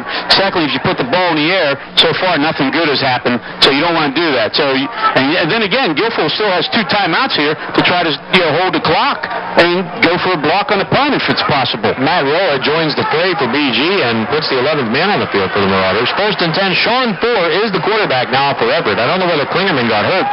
No, there he is in the backfield. Klingerman lines up as a tailback, 4 hands on the ball, and he gets to the 30-yard line. It's going to be a loss of 1. DiBernardis makes the tackle along with Georgiana for BG, and again, Everett keeping it on the ground conservative. They don't want this thing to get any wider than it is. It's already 35-6, and we're down to a minute 15 left in the first half. And, I wouldn't be surprised, Rich, if we see a situation here where if Everett gets no gain or very short yardage on this play, that Guilfoyle stops the clock to try to get a chance to block it. I highly doubt it. I'm like you. I don't think. But, you might want to get that mercy rule in effect, too. Well, they got the kick to start the second half, so they could do that very early. Pitch back is to Klingerman. He's going to throw it. He's downfield. He's got 1 receiver in a crowd of 5, and he completes it to Miller, and he's knocked out of bounds at the 40-yard line. Adam Miller was 1 on 4, and Klingerman rifled that pass in there, and they put it down at the 45-yard line. That'll be a first down for Everett, and they have 2 timeouts with 47 seconds to go in the half, 35-6 BG. Man, that was all or none in that situation. Like you said, it was 1 offensive receiver against 4 defensive backs, but the quarterback put the ball right there on a nicely designed play. And this is what you got to do, take the pressure off of the quarterback, Rich, or the person throwing the football. In that case, it was a halfback pass. So 47 seconds, 2 timeouts left, and you got better field position at this point. Oh, a play coming off of late, and they're going to be up against it to get this play off here. 4 under center movement, nothing called. Klingerman into the middle, into the secondary, across the 50-yard line to the BG 49. Got down in the secondary by DeStefano and Sprouse. Gain of 7, nice gain. It'll be 2nd down and 3 in Everett. Looks like they're just going to keep it on the ground here and keep it simple. They don't want to get anything else up here. Down 35-6. We're into the final 20 seconds of the half. Klingerman has shown right now, probably other than Grimes, be the second best running back out there because he's moved the ball forward. Well, they've moved him to a halfback slot, 4 under center. Goes back to pass, quick drop, pumps, fires it downfield, floater, and that's going to be knocked away and almost picked off by the Marauders with 5 seconds to go. Schalbaugh and 4 knocked it away, and Sprouse almost came in to pick it up. The pass was intended for Adam Miller. Top of the hour, 8 o'clock, you're listening to Bishop Guilfoyle Marauder Football on WFBG Altoona. Send it back to the studios for some halftime sports news and entertainment. 5 seconds to go, and now Everett will go with a no huddle as they will try one last play here at the end of the half. 35-6 Marauders. We've got another half to go. Yeah, and it, as usual, Rich, it's taking a little longer to play. And the Marauders, if they do not let a score go here, they will get the mercy rule by halftime. Falling down, Sean Joyce blitzing from his defensive end position, ran right at Sean Four, and it just looked like somebody took his feet out from him or pulled the rug out from under him, and he fell down, threw the ball away, incomplete. It'll be 4th down with 1 second to go in the half. I think what he basically tried to do, Rich, was avoid the rush, and then throw at the same time. Looked like he was falling and thrown away. Sean Joyce was in there like a shot out of a cannon. 4th down, and we're going to call it 50. Back to pass goes Four over the middle. He's got his man. That's Bulliard. He's at the 40, 35, gets a good block. 30, 25, couple of tackles, and that's where he's going to be stopped. But he carries people down to the 23, and that's how the first half comes to an end. So Bishop Guilfoyle once again flexing his muscles. For 3.5 games, they have been tested very, very sparingly. And the Marauders, who gave up a touchdown here in the first half, didn't like it, answered back with 2 of their own and lead 35-6 at the half. So Tony, again, we've said it all. We said solid, dominating, flawless, and the fact that they did not commit one single penalty in that first half makes it a lot easier. When you don't have penalties and you get 3 turnovers deep into your opponent's territory, makes it real easy. And as we said, Rich, you have more takeaways than you do giveaways, and you turn the takeaways into points, you're going to win more ball games than you lose, and that's been the situation tonight. They've created 3 turnovers, 2 fumbles and a pass interception there, and they've capitalized by scoring 3 touchdowns. So it's 3 backbreakers for Everett, but 3 great situations for Guilfoyle. Well, the Marauders capitalized on all 3 Everett turnovers in the first half and take a huge lead in the locker room, as they've done 3 of the past, for 3 of the 4 games that they've started. They take big leads into the locker room, and it makes the second half all that much easier. So we will take a break as the Everett marching band will entertain us here at halftime at Mansion Park. At the break, BG 35, Everett 6. This is Bishop Guilfoyle football on WFBG. Some airtime too now is the annual walk for Catholic schools. It is September 29th at 1:30. The walk will begin at BG, move to the cathedral, and back over to BG. So you folks looking to get some exercise in, it's a great way to do it. You can come and show your support for Catholic education in the Altoona area, and want as many people to walk as we can to raise as much money as we can to help support the Catholic education system in Altoona. So once again, the walk for Catholic schools, Sunday, September 29th, 1:30 p.m. I guess we could say Sonny Pacifico is, or Sonny Consiglio, that is. Yeah, Sonny's involved with it, and he's always there. I think he's the main coordinator of it, and we just asked him to get more walkers, and hopefully it's for a good cause, and you need today's exercise themes going on. There's a good chance to start if you're thinking about it. Yeah, it is. So get out there and support Catholic schools and raise some money and take care of business that way. 35-6, BG at the half, and taking care of business is what the Marauders have done. Boy, I met half my family out here in the crowd tonight, walking the crowd. 2 sisters and my dad. Well, it's a good night to be out, and really, with Altoona being away again and so forth, it's a great night to be out. You still listen to the Altoona game. You can be here and watch a good football game, and it's just good high school football because we have 2 good football teams in the area, Rich. Altoona's playing well, Guilfoyle's playing well, so anytime the city of Altoona can get out and support both high schools on any given occasion, it's good. And to have 2 teams in the city 3-0 and playing as well as they are, and looking at bigger and better things down the road. But each coach, I think, has really approached it 1 game at a time, and there's a certain amount of pressure, to win at Altoona, and maybe not so much pressure here because of Coach Owen's presence and his philosophy, which is well known probably throughout the state of Pennsylvania. And Phil has done a great job at Altoona since taking over the reins in a difficult situation after the Dalton era ended, and they've responded. They're 3-0 playing at Chambersburg tonight. BG 3-0 playing at home here, and to have both teams possibly at 4-0 approaching the halfway mark of the season says a lot about the kids of this town. Right, and like I said, you got to look at it as the city of Altoona. You don't look at it as Altoona High and a parochial school or private school. You look at the 2 high schools in the city, and you respect and you treat both with the utmost respect. And I was down in Harrisburg over the week, Rich, working, and they actually pick Altoona. The sports writers in the Harrisburg and Chambersburg paper pick Altoona to beat Chambersburg tonight by 2 touchdowns. Something like 27-14 was a prediction because they feel that Altoona is one of the better teams in the state.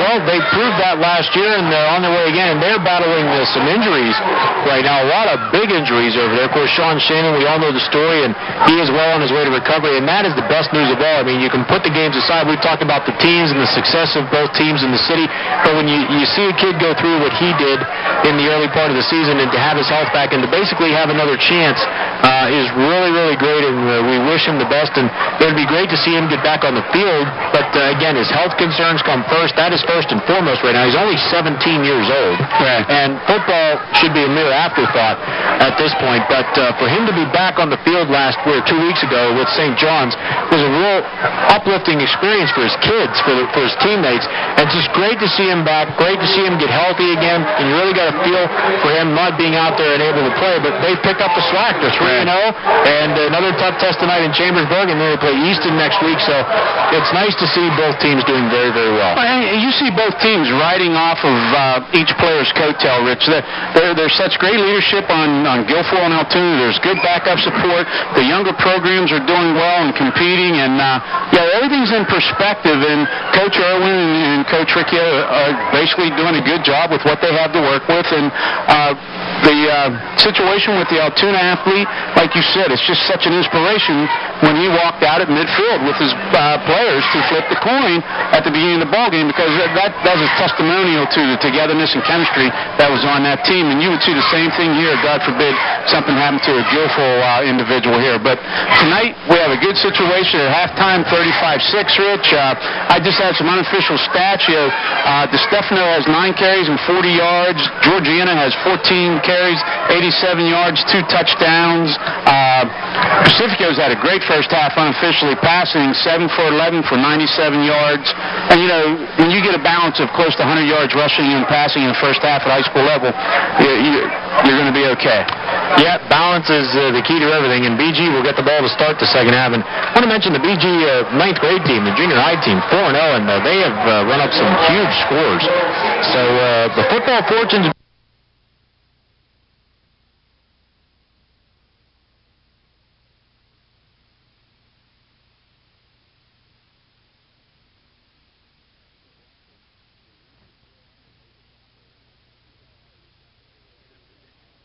blocker, he used his forearm and made the tackle, and it looks like he's all right. He's walking over under his own power. I wouldn't be surprised to see him back in there, but looks like he got a bruise.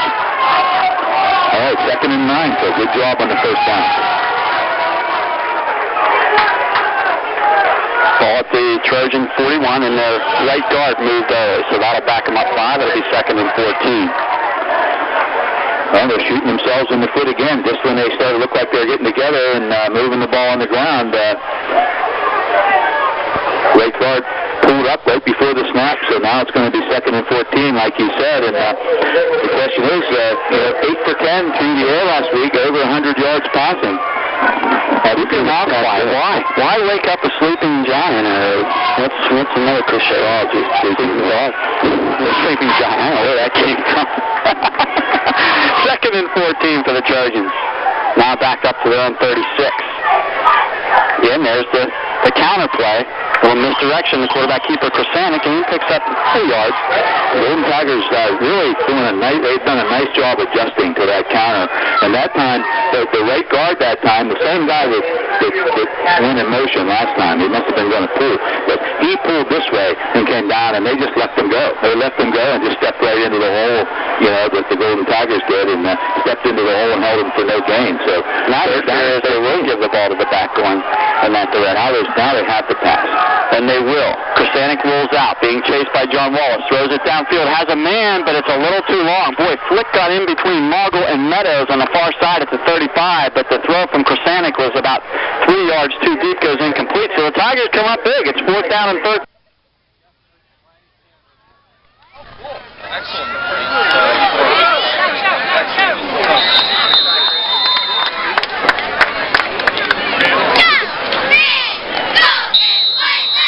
He is down and not getting up.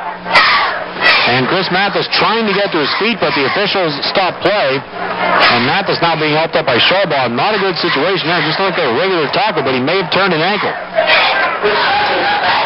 And that is not good at this point. And he is coming off needing help from Coach Owen and Sharbaugh, and he may have turned an ankle. And Tony, that is not good. That would be the first big blow to this team this season.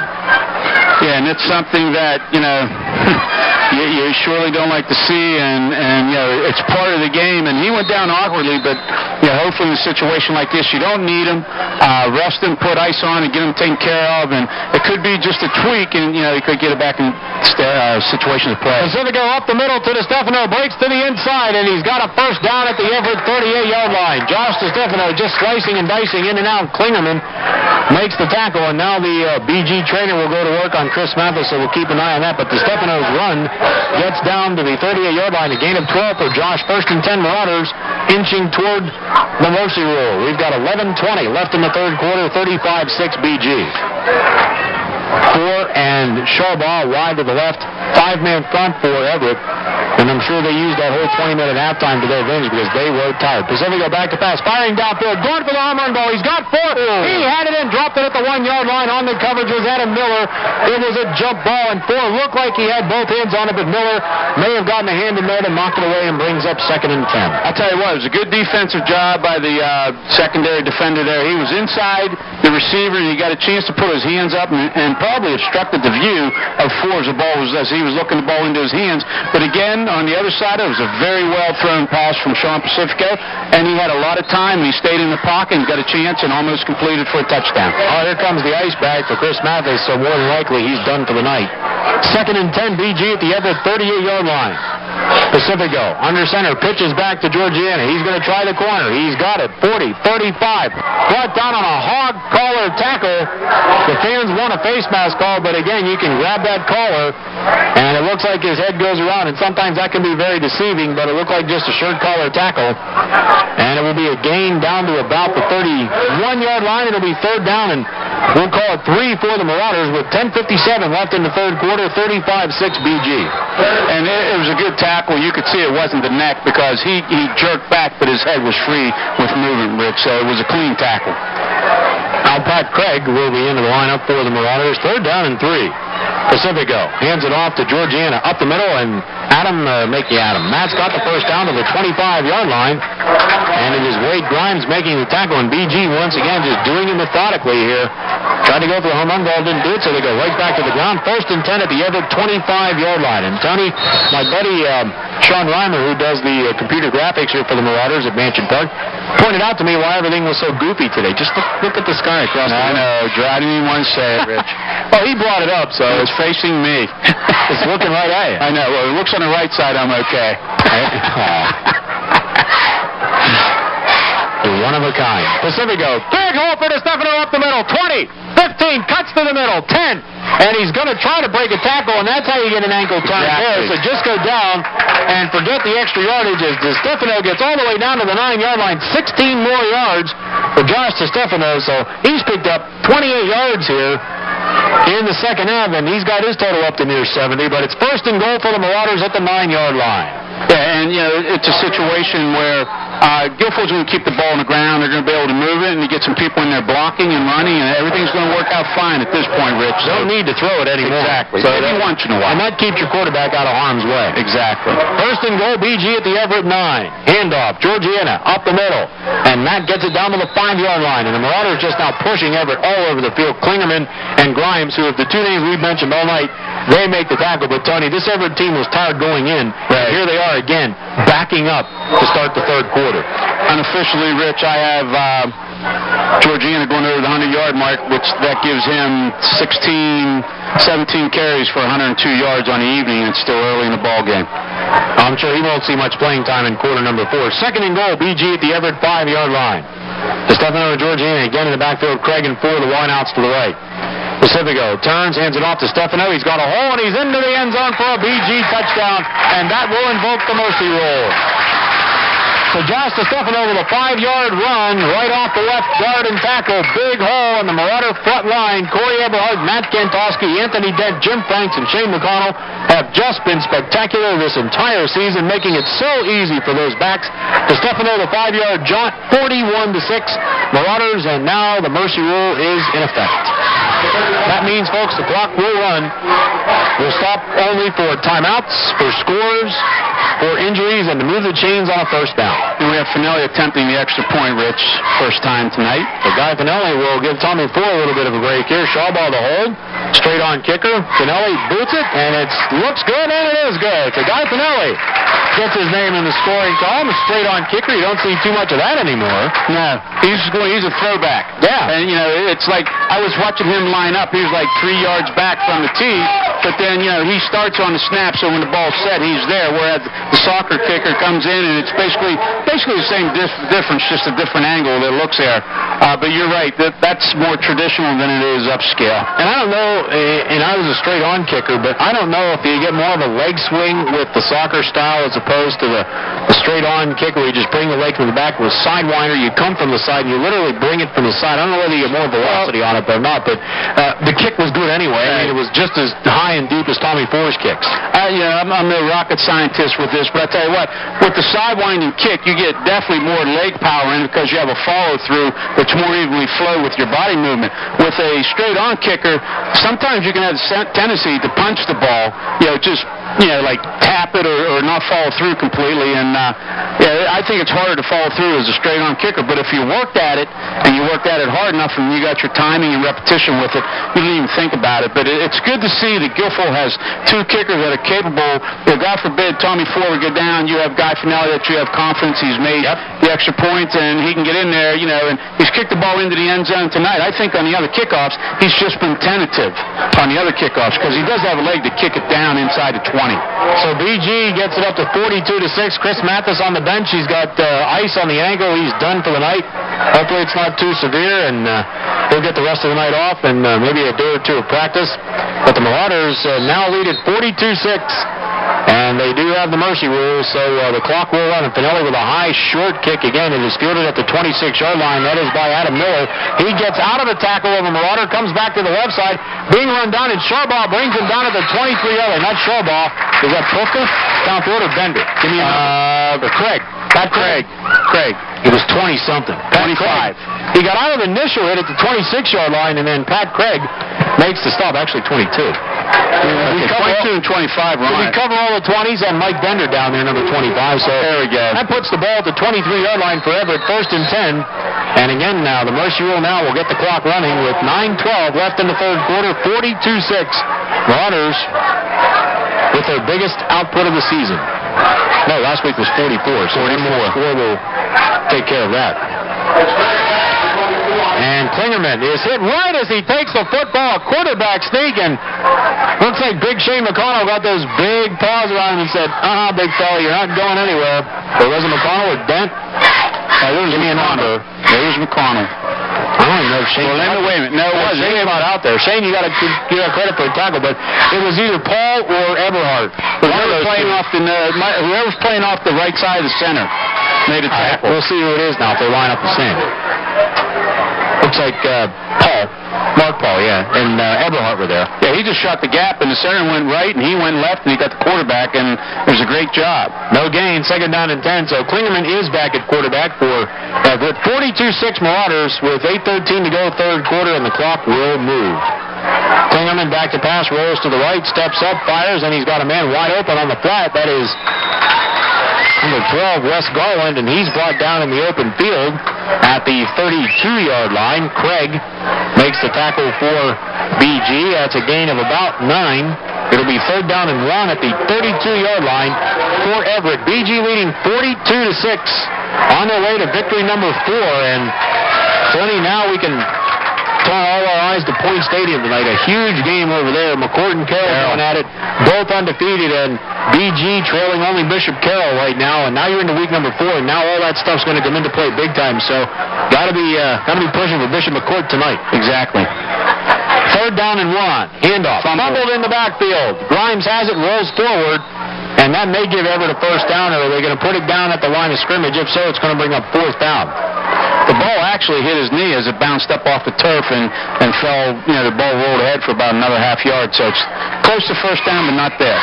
It is very close, and we're going to have a measurement now. 7:06 to go, third quarter, 42-6 Marauders. They will win their 4th game of the year, and now they will look forward to East Stroudsburg area north. The Timberwolves come to town next Saturday afternoon. It's a 1 o'clock game, and I was talking with some folks before the game, and we've all been to Bald Eagle area. We played those afternoon games at Johnstown Tech. It's just not the same as it is on a night like tonight. Right, and talking about a different scenario for a game, I was driving by the school today and I saw that the parking lot was empty, and I realized, being that my daughter's a teacher, there's in-service day. And I thought, wow, this throws off your rhythm, your timing. You're not used to this, but it didn't affect Guilfoyle by any step of imagination tonight. They just come out and play football. But it is something as a coach you worry about. The timing and your everyday activities are changed. Well, the fumble did actually result in a 1st down by a half of football. 1st and 10 at the 33-yard line. Klingerman back to pass to the right, fires over the middle, and falling down was Adam Miller. Miller. He just fell in the pattern, and the ball went behind him.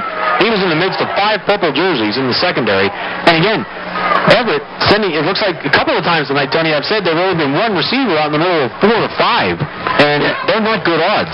No, and what they're doing, they're just making a quick play action, little 2-step roll out, either right or left, Rich, and they're looking for a little button hook or somebody coming across, but it's only a 5-6 yard game, but yeah, they figure that's safer than throwing the ball downfield where they haven't been successful all night. 2nd down and 10, and again with the incomplete pass, the mercy rule keeps the clock moving. 6:09 to go. 3rd quarter, 42-6 Marauders. Now they send Wes Garland as a wingman to the right, give it to Grimes up the middle, off the fumble the football, and Tommy Ford has recovered it for BG at the 37-yard line. So another Everette turnover, and Tommy Ford recovers it at the 37-yard line, and the Marauders will get the ball back 1st and 10 with another short field, and now you're going to see a lot of reserves coming out on offense, and Adam Tribus will take over the reins at quarterback. Jonathan Millan will come in, and we will once again go to the roster to get all the names for you. For the Marauders, 42-6, Tribus at quarterback. Jimmy Michelle and Millan go as wideouts to the far side. Jordan Wiley should dot the I, and Jared Pufka is the fullback. So there we go. We'll get the linemen as they come in. Looks like the first-team linemen are still in there. Tribus under center. Takes the snap, gives it to Jordan Wiley. Looks for a hole. He gets across the 38-yard line back to the 37 line of scrimmage. No gain there. It'll be 2nd down and 10. Eric Miller in on the tackle along with Jeremy Bolyard for Everette. So, Tony, that thorn in the side team of Everette not here tonight at all, as the Marauders took over from the opening drive and did not allow Everette to really get into their rhythm at all. Yeah, and Guilfoyle came out, and they knew they had to make a statement because it was a more dangerous game for them than it was Everette, and they come up and they sealed any concerns real quick, Rich. Gain of 1. They did give him to the 36. 2nd down. Handoff up the middle quickly to Pufka. He gets down to the 34-yard line, close to the 33. BG keeping it close to the bell, says the clock will tick down in a hurry now. Making the tackle for Everette was David Felton. It looks like 3rd down. And we're going to call it about 7 for the Marauders. 4:40 remaining in the 3rd quarter. 42-6 BG on top, and going to go to 4-0, looking at the midway point of the season next week. Right. And last week we saw Pufka and Wiley have a real nice running game for being backups, and they did a real nice job running, and hopefully they can continue that tonight. Jordan, the lone setback, trips receivers to the left for Adam Tribus. 3rd down and 7. Marauders at the 23. Pitch it to Wiley. He's got room. He's going to get to the corner. 30. Cuts to the inside. 20. 25. 25. And all the way down to the 22-yard line. Jordan Wiley with a great burst of speed, and Wes Garland makes the tackle once again for Everette. But the Warriors got to be saying, man, another back with speed. Well, I mean, it's anybody you put in there right now for BG. Yeah, I just said it's unfortunate that Jordan has 2 good athletes in front of him, both underclassmen. But believe me, Jordan is the type of runner that is going to aid this Guilfoyle team down the stretch, Rich. He's going to be able to give these guys a blow, come in a crucial situation, and you don't lose much with Jordan running from the tailback. He's a slasher, and like you said, he's quick foot. 1st and 10, BG at the Everette 22-yard line. Michelle and Millan wide to the right. M&M up the middle. Pufka gets to the 20-yard line. He's brought down there. Adam Miller makes the tackle again for the Warriors, along with that's Eric Miller. And it's a gain of about 2 to the 20. It'll be 2nd down and 8. 3:29. Moving clock. 3rd quarter. 42-6 Marauders. And we're starting to see gradually, 2 and 3 players coming out. The good thing about this, Rich, is there isn't wholesale substitution, so it's not a chaotic change. Everybody is under control, disciplined, they know what they have to do, and they execute well. I believe Pat Wise is on the line now for the Marauders. They bring up 2nd down and 8 at the 20-yard line. One setback is Wiley. Like they may come this way again. They're going to pitch it to Jordan. He's going to run into the arms of the defensive end, Danny White, and he gets down to the 19-yard line, so Jordan had no running room that time. 3rd down, and again, the Everette Warrior kids just, again, no slight to them at all. They just look like they're in slow motion. They are tired. Right, and, you're tired, you just taking basically a physical beating, Rich, beating on the first, second, and part of the 3rd quarter here, and now you come in and you have a second unit moving the ball against you. It's kind of demoralizing. Guy Finelli into the lineup along with Matt Lanero. M&M, Michelle, and Millan wide to the right. 3rd down, and they called a long 7. Now a motion man for the Marauders. Up the middle, Wiley stumbles a bit, gets down to about the 12-yard line, and he might have a BG first down if they give him a 13. It's going to be close here. Jordan Wiley looked like he stumbled going across the line of scrimmage, and that's going to be short. I'll tell you what, I'd ask for a measurement. It's going to be very, very close, but it's about a half a yard shy, and the Marauders are looking at 4th and a half a yard from the 13-yard line. Wiley, the lone setback. Pufka is the wingback to the near side. Michelle and Millard, M&M on the wing, on the wideouts to the right. Travis under center. Stacking it at the line. Travis gets the first down. He's got room, and they push him ahead inside the 10 all the way down to the 7-yard line. And leading the way down there on the line of scrimmage was Chris DiBernardis. Good push by Chris and his offensive line buddies. Looks like Matt Kantowski's still out there from the first unit. Now coming in for the Marauders, Pat Britz.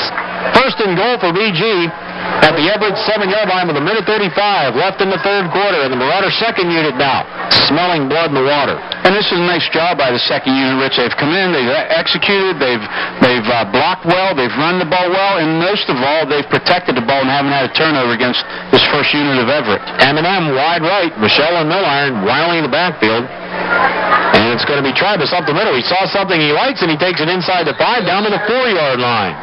So Adam Travis now taking the load and going to push it closer to the end zone. We're down to 63 seconds left in the third quarter. And the Marauders lead it 42-6. And they go to 4-0 on the season. We'll look forward to the halfway mark next Saturday afternoon.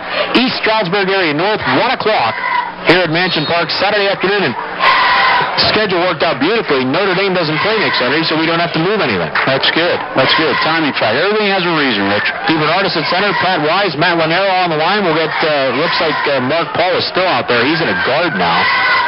And Jason Kovac also at handoff. Wiley hit in the backfield, gets down to about the 3-yard line. And again, Boyard and Grimes make the tackle for Everette. 20 seconds to go, and that should be the final play of the third quarter. The Marauders will just let this thing liquidate, and the mercy rule is in full effect, and it has taken full effect here tonight. So with 10 seconds to go, the Marauders walk up to the line. Let's see if they get the play in. I don't believe so. Travis goes up under center, 3 seconds to go. Not going to get it off. That'll be the end of the third quarter. With the score, Bishop Guilfoyle 42, Everette 6. Back in a minute on WFPG.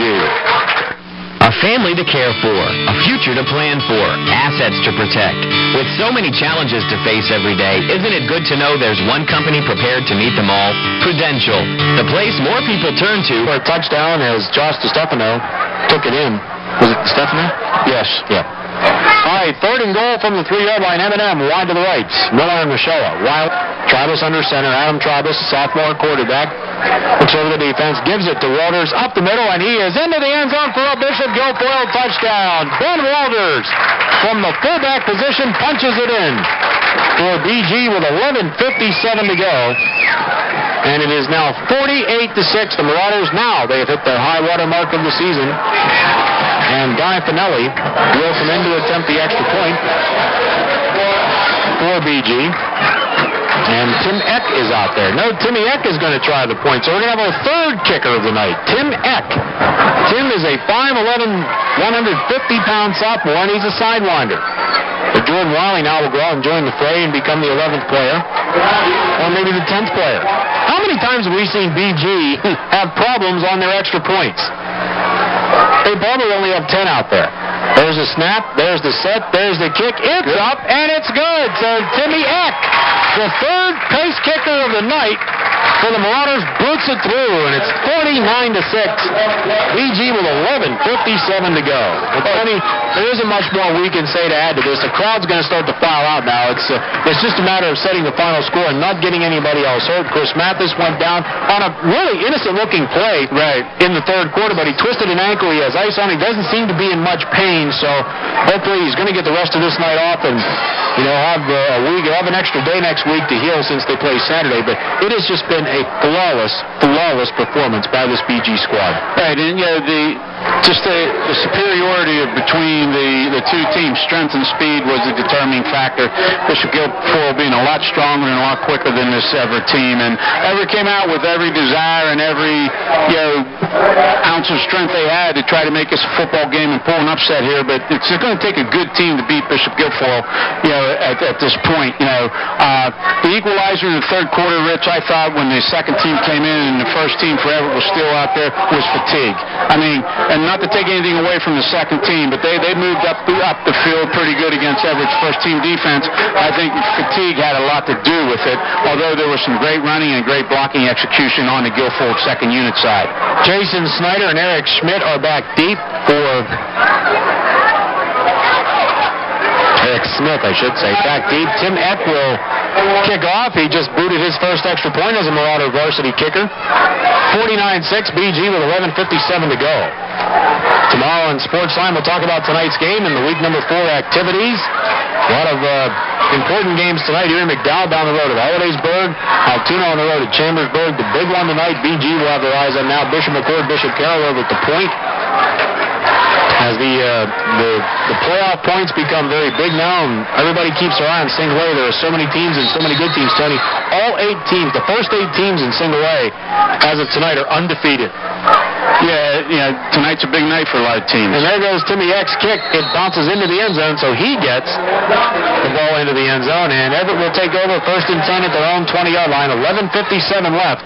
49-6, BG on top. And again, the next bunch of teams, probably the next 8 or 9 teams, are all 2-1. So it is going to be a real horse race to make the District 5-6 single A playoffs. And remember, District 5 is guaranteed 2 teams, and right now they have Northern Bedford and Winder in the top 8. Right. So it's going to be a fight to get in. If you're 2-1, you think, well, that's not a bad start. But when you've got 8 teams in front of you that are 3-0, now some of them might lose tonight, but it doesn't look like, obviously, we're not going to lose here. Well, yeah, not only that, Rich, you lose 2 slots. Right off the bat. If you're District 6A. So 4 now. Sean Ford back at quarterback for Everett as they've gone to their reserves as well. So it becomes basically a JV game, and a lot of these teams, players faced each other on Monday. Getting the snap is Eric Smith. He gets nothing. And I'm going to try to get the tacklers for BG because they work just as hard, and I believe that may have been Mike Moore on the tackle for BG. I'm not sure about the numbers, but we will get all the names for you out there. Guy Finelli is a defensive end. 76 down low is Pat Wise. We have Zach Winkler in there. Jordan Wiley in the secondary. No, it's not Mike Parahanic because he's injured. 61 on defense, Matt Lanero. We will get their numbers. Second and 10, no gain for Everett. 10:55 to go. Sean Ford under center. He's got Grimes in the backfield along with England. So it's a first team backs. Ford back to pass. Goes to the left. Fires on the flat, and it is complete. Yes, it was, Rick. So number 12, Wes Garland, out on the flat. And Pat Craig there on the stop. Going to be close to a first down. They're going to give him forward progress to the 30-yard line, and that might be enough for a first down, but no, they're going to say he's just shy, so it's third down. The clock continues to run. 10:27 to go. See some more numbers out there for the Marauders. I'm seeing the same ones all the time. Now, Mike Sprouse back in the lineup in the secondary along with Craig. Jared Pufka in the linebacker. Third down and inches for Everett, just shy of their own 30-yard line. Wing to the left now, split backs to the left of 4. They give it to Grimes. He gets to the 30-yard line, breaks a couple of tackles, got a first down, and he's out close to the 34-yard line.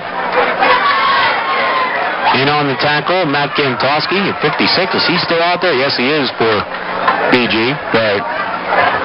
So that'll be a first down for the Warriors, and also in out there Matt Roa, who's coming off the field now. So the clock will continue to motor down to the 9:50 mark of the fourth quarter. It's 49-6 Marauders. And there's still a good bit of people staying here, Rich. Watching this. I'm sure the parents are very proud to see their younger athletes in there competing on a varsity level tonight. Yes, they are. It's big time. You get those minutes in. It's big. 4 comes to the right. He fades. He throws on the flat. That's going to be way short of Wes Garland, and I think 4 was just throwing that away. He was under some intense pressure. Kantowski was back in that backfield along with Guy Finelli. He was also in the backfield chasing 4 out of the pocket. made him roll to his right and throw it away before he wanted to. Also in the lineup now, Scott Zimmerman for the Marauders. So we'll get everybody to do. It is an incomplete pass, second down and 10. But again, the mercy rule keeps the clock running down to the 9-minute mark. And the good thing about this, Rich, is the second unit out there, they're playing very hard. They're playing with lots of intensity. And this is their week to say, hey, we weren't scored upon again when they go into practice on Monday against the first unit. So, this is what you want. You don't want to drop off. Talent-wise, you drop off because of the starting position that people are out there. But the intensity level can always maintain the same or increase. Second down and 10, no gain on the incomplete pass for Everette. As we said, Scott Zimmerman is into the game. That's a pass down the line. That's going to be a fumble, and it's going to be picked up. And Jordan Wiley brings down number 13, Alex Hall. It was a lateral. It was ruled a lateral right down the line. And Hall picked it up, and Jordan Wiley with a beautiful shirt-colored tackle brings him down for a loss back to the 30-yard line. 3rd and 13. 31-yard line. 3rd and 13 for Everette with 8:15 to go. Yeah, this will be a good test for Everette, Rich, coming back next week. I'm not sure who they play, but coming off a game like tonight, physically being beaten, in all aspects that you can think of a football game, and then trying to get ready, should be a big challenge for the coaching staff. 3rd down, 4 in shotgun formation. Back to pass, steps up, fires it over the middle. He's got his man for a first down out to the 44-yard line. That's Jeremy Boyard, and that'll be a first down. So Everette continues to move on the Marauders' second and third unit. Matt Lanero makes the stop, and now Everette going into a 2-minute offense. So obviously they want to score just like Boley area a week ago. It's going to do them absolutely no good. Pad the score a little bit. And they got to work for something, Rich. They got to get some kind of consistency. 4 in the shotgun again. It'll be all passing from here on out over the middle, and it is in and out of the hands of Boyard, but BG almost picked that one off. And the pass falls incomplete, second down and 10 for Everette at the 44-yard line. 49-6, Marauders lead, 7.5 minutes left. Yeah, Rich, watching the two quarterbacks tonight, and I'm not comparing them, but it seems like 4 is a little better passer with him at the helm than Klingerman. Well, again, he is in a sophomore class, so he is, that's going to be a fake, and it's going to be a handoff to Grimes, and he's got room. He's up to the 45, gets to the 50 in the BG territory, and brought down by several purple jerseys, including Justin Trubis. Big lead to Piro down there for BG to make the stop. At 87, 32. All right, 32. That was Andy Garofoli. We have no 87. Was that 81? Zimmerman. We'll give him credit. A lot of players on the field for Everette right now, and now they get their 11. 3rd down and a long 3. 4 back to pass. He's got time. He's going to step up. He's going to fire it downfield. That's a floater, and it's going to be almost intercepted by Brent Massar. Another sophomore, so Coach Owen has really emptied the bench. 4th down and 3, and Everette will go for it. They've got to get to just about the 45-yard line for a first down. 6:25 and counting, 49-6 Marauders. The good side of this, Rich, when we're announcing a lot of names and a lot of people out there, we know basically the game's in hand here, and it's Guilfoyle's favor, and it's giving these younger kids an opportunity. I just know when I was coaching there, you tried so hard to get the younger kids in, but you wanted to make sure you put them in a spot to where it wasn't a situation they couldn't handle, and therefore they didn't have a chance of failing or hurting the team. And it's a very good situation tonight, and as was last week. 4th and 3. As Garland goes to a wingback on the left side now. Going to be 4, gives it off to Grimes. He's hit in the backfield, breaks a couple of tackles, and he's not going to get the first down. So a great play by the Marauder second unit defense. Bender down at the bottom of the pile. It looks like for BG, and Grimes is going to be a yard short, and the Marauder defense holds, and it's going to be first down for BG at the 47-yard line. So the second and third unit defense holds off Everett's first-team offense, and the Marauders get the ball back. And this is what you want to see, Rich, as a coach and as a first-team player and so forth.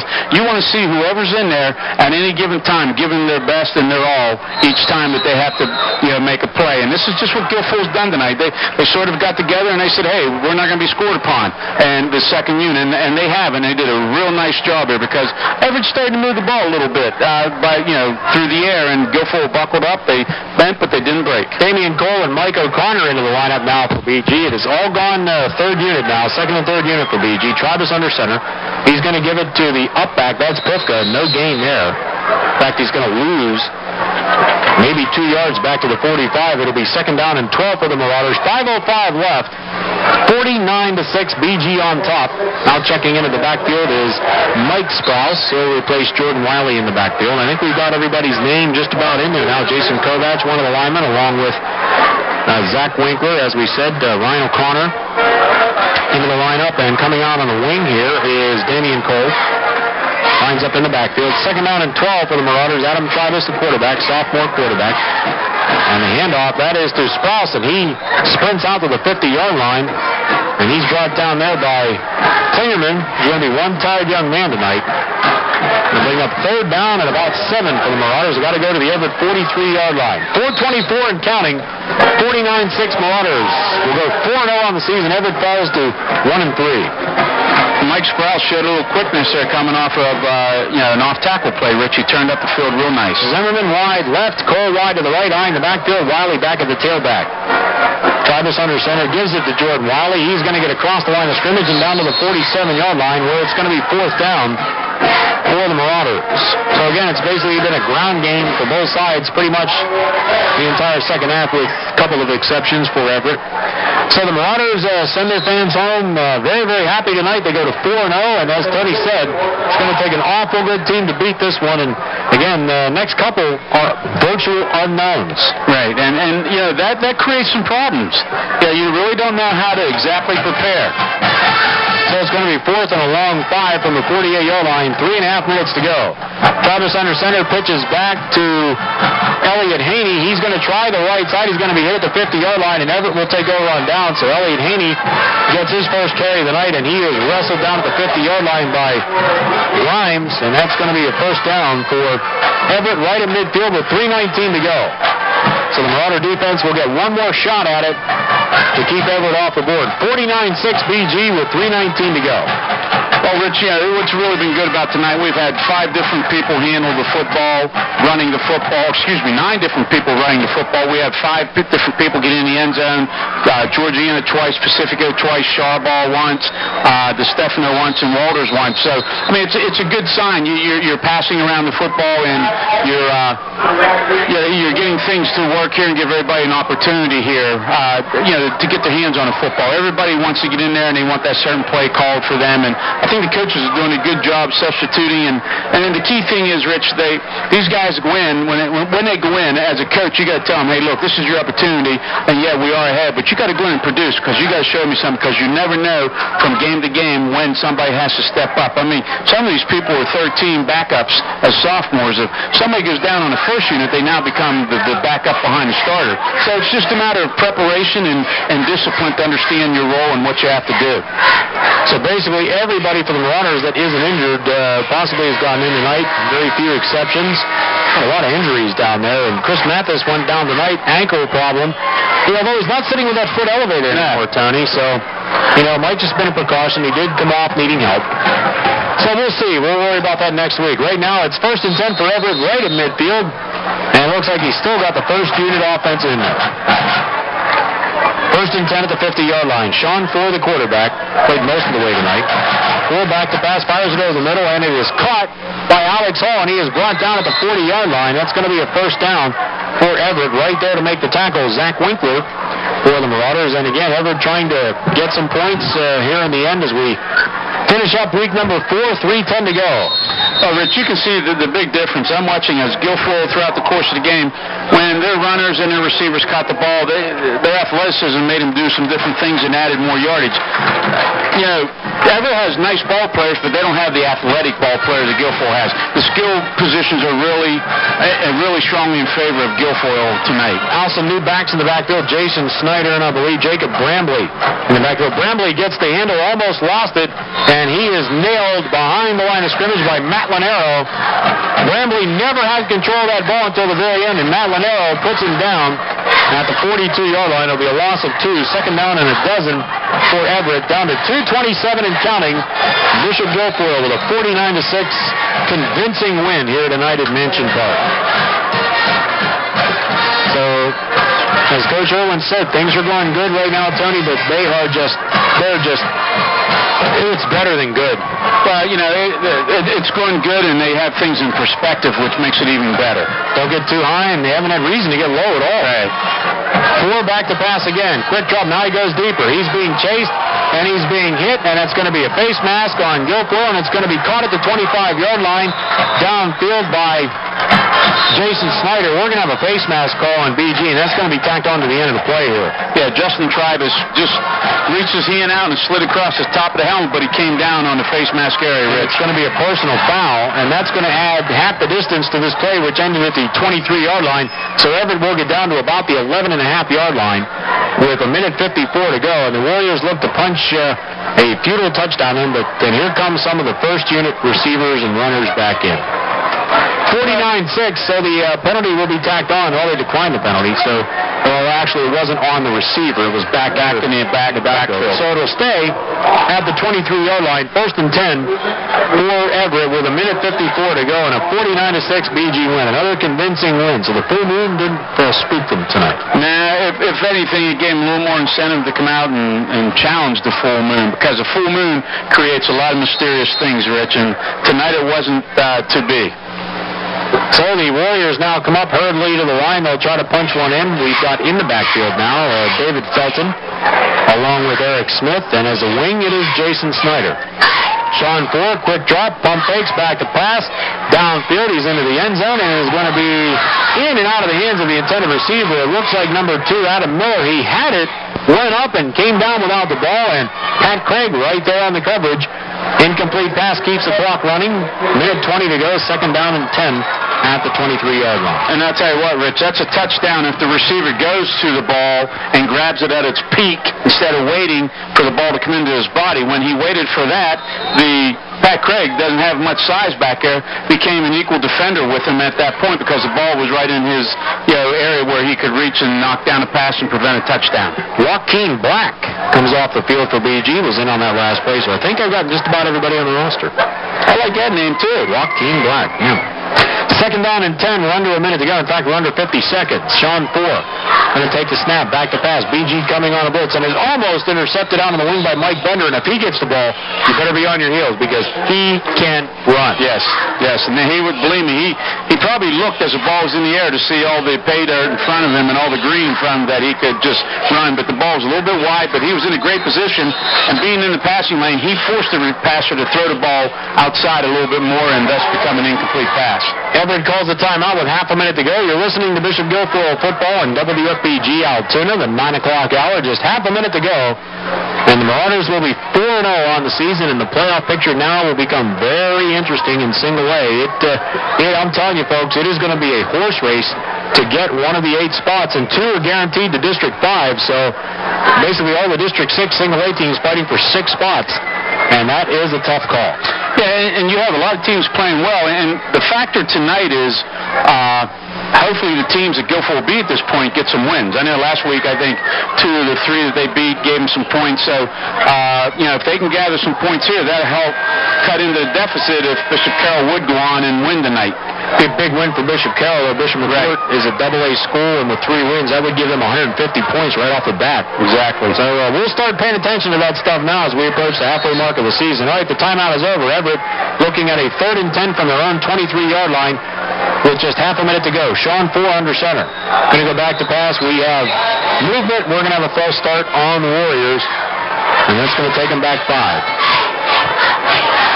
And again, we have not had them, and now they're going to call offside on BG. I was going to say, Rich, has Guilfoyle had a penalty for this one? Well, the face mask was fine, but I think this might be the first one tonight. Well, it looked like it should not have been blown dead unless they lined up in the neutral zone, but it came right at the snap. Right. I mean, maybe he just saw a little bit late. So it'll be 3rd down and 5 now, and Everett 5 yards closer to the final score of the night. 49-6 BG, 29 seconds left. Sean Ford under center. Back to pass. In the heat. Fires on the flat. He's got his man out there, and it's going to be an Everett touchdown. So Alex Hall gets the touchdown, and the BG 3rd unit again gets scored upon. Alex Hall and the first teamers do it for Everett. It's now 49-12 for the Warriors. They'll probably go for 2 and then try an onside kick. Well, here come the first team receivers back in. It'll be Banner Man. You got to give Banner another shot. Why not? As a freshman kicker, give him that opportunity. It'd be different if the extra point was going to be worth about 37 points. And if they invent that one, I quit. They were playing on a 300-yard field. Yep. Banner Man rifles it and has a line drive, and it barely got over the crossbar, but it counts. And it's 49-13 with 23 seconds left. So BG goes to 4-0. Everett falls to 1-3. Basically, their playoff hopes have been dashed, and the Marauders now firmly entrench themselves in that class of 8 that is undefeated. And we'll look to see where all the points fall out come Monday or Tuesday morning. Yeah, and it makes a very interesting scenario. But, this is the first time in a long time that Bishop Guilfoyle's been up there this early in the season. And that is also extra motivation, Rich. These kids know. You tell them not to look at the papers, not to read the standings, not to read the points, that you take care of your own business, things will fall in place. That's true. But when you want to get that number 1 seed and you want to get that home field advantage, and the number 2 seed gets also the home field advantage for the whole way through the playoff, you try to keep yourself under control, but it's in the back of your mind that, hey, we want the number 1 seed. And that's another factor, Rich, where it allows this team to raise its elevation of level of play every time they come out and compete. So, it's a good thing and a bad thing. It's how it's perceived from the coaches to the players and how it's handled by the players. And I think this is a very intelligent football team here, and they can handle that. I say hi to my buddy Curtis Miller down in the field. He said he would give me a wave, and I told him I'd wave back. I didn't see a wave, but Curtis, you're the man. You can't miss him. Look at the guy. He stands about 9 feet over everybody. I have my own nickname for him. But I'll keep that a secret. He's a good man. I always like to bust on Curtis. Now here it comes, the onside kick. They're down 36 points. And again, if they ever invent that extra point where they want them to go for 30, I'll quit. I'd just like to see what the rule changes would be then.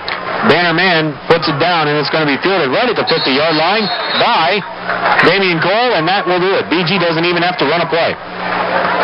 So the offense comes out, 23 seconds left. BG will win it 49-13. And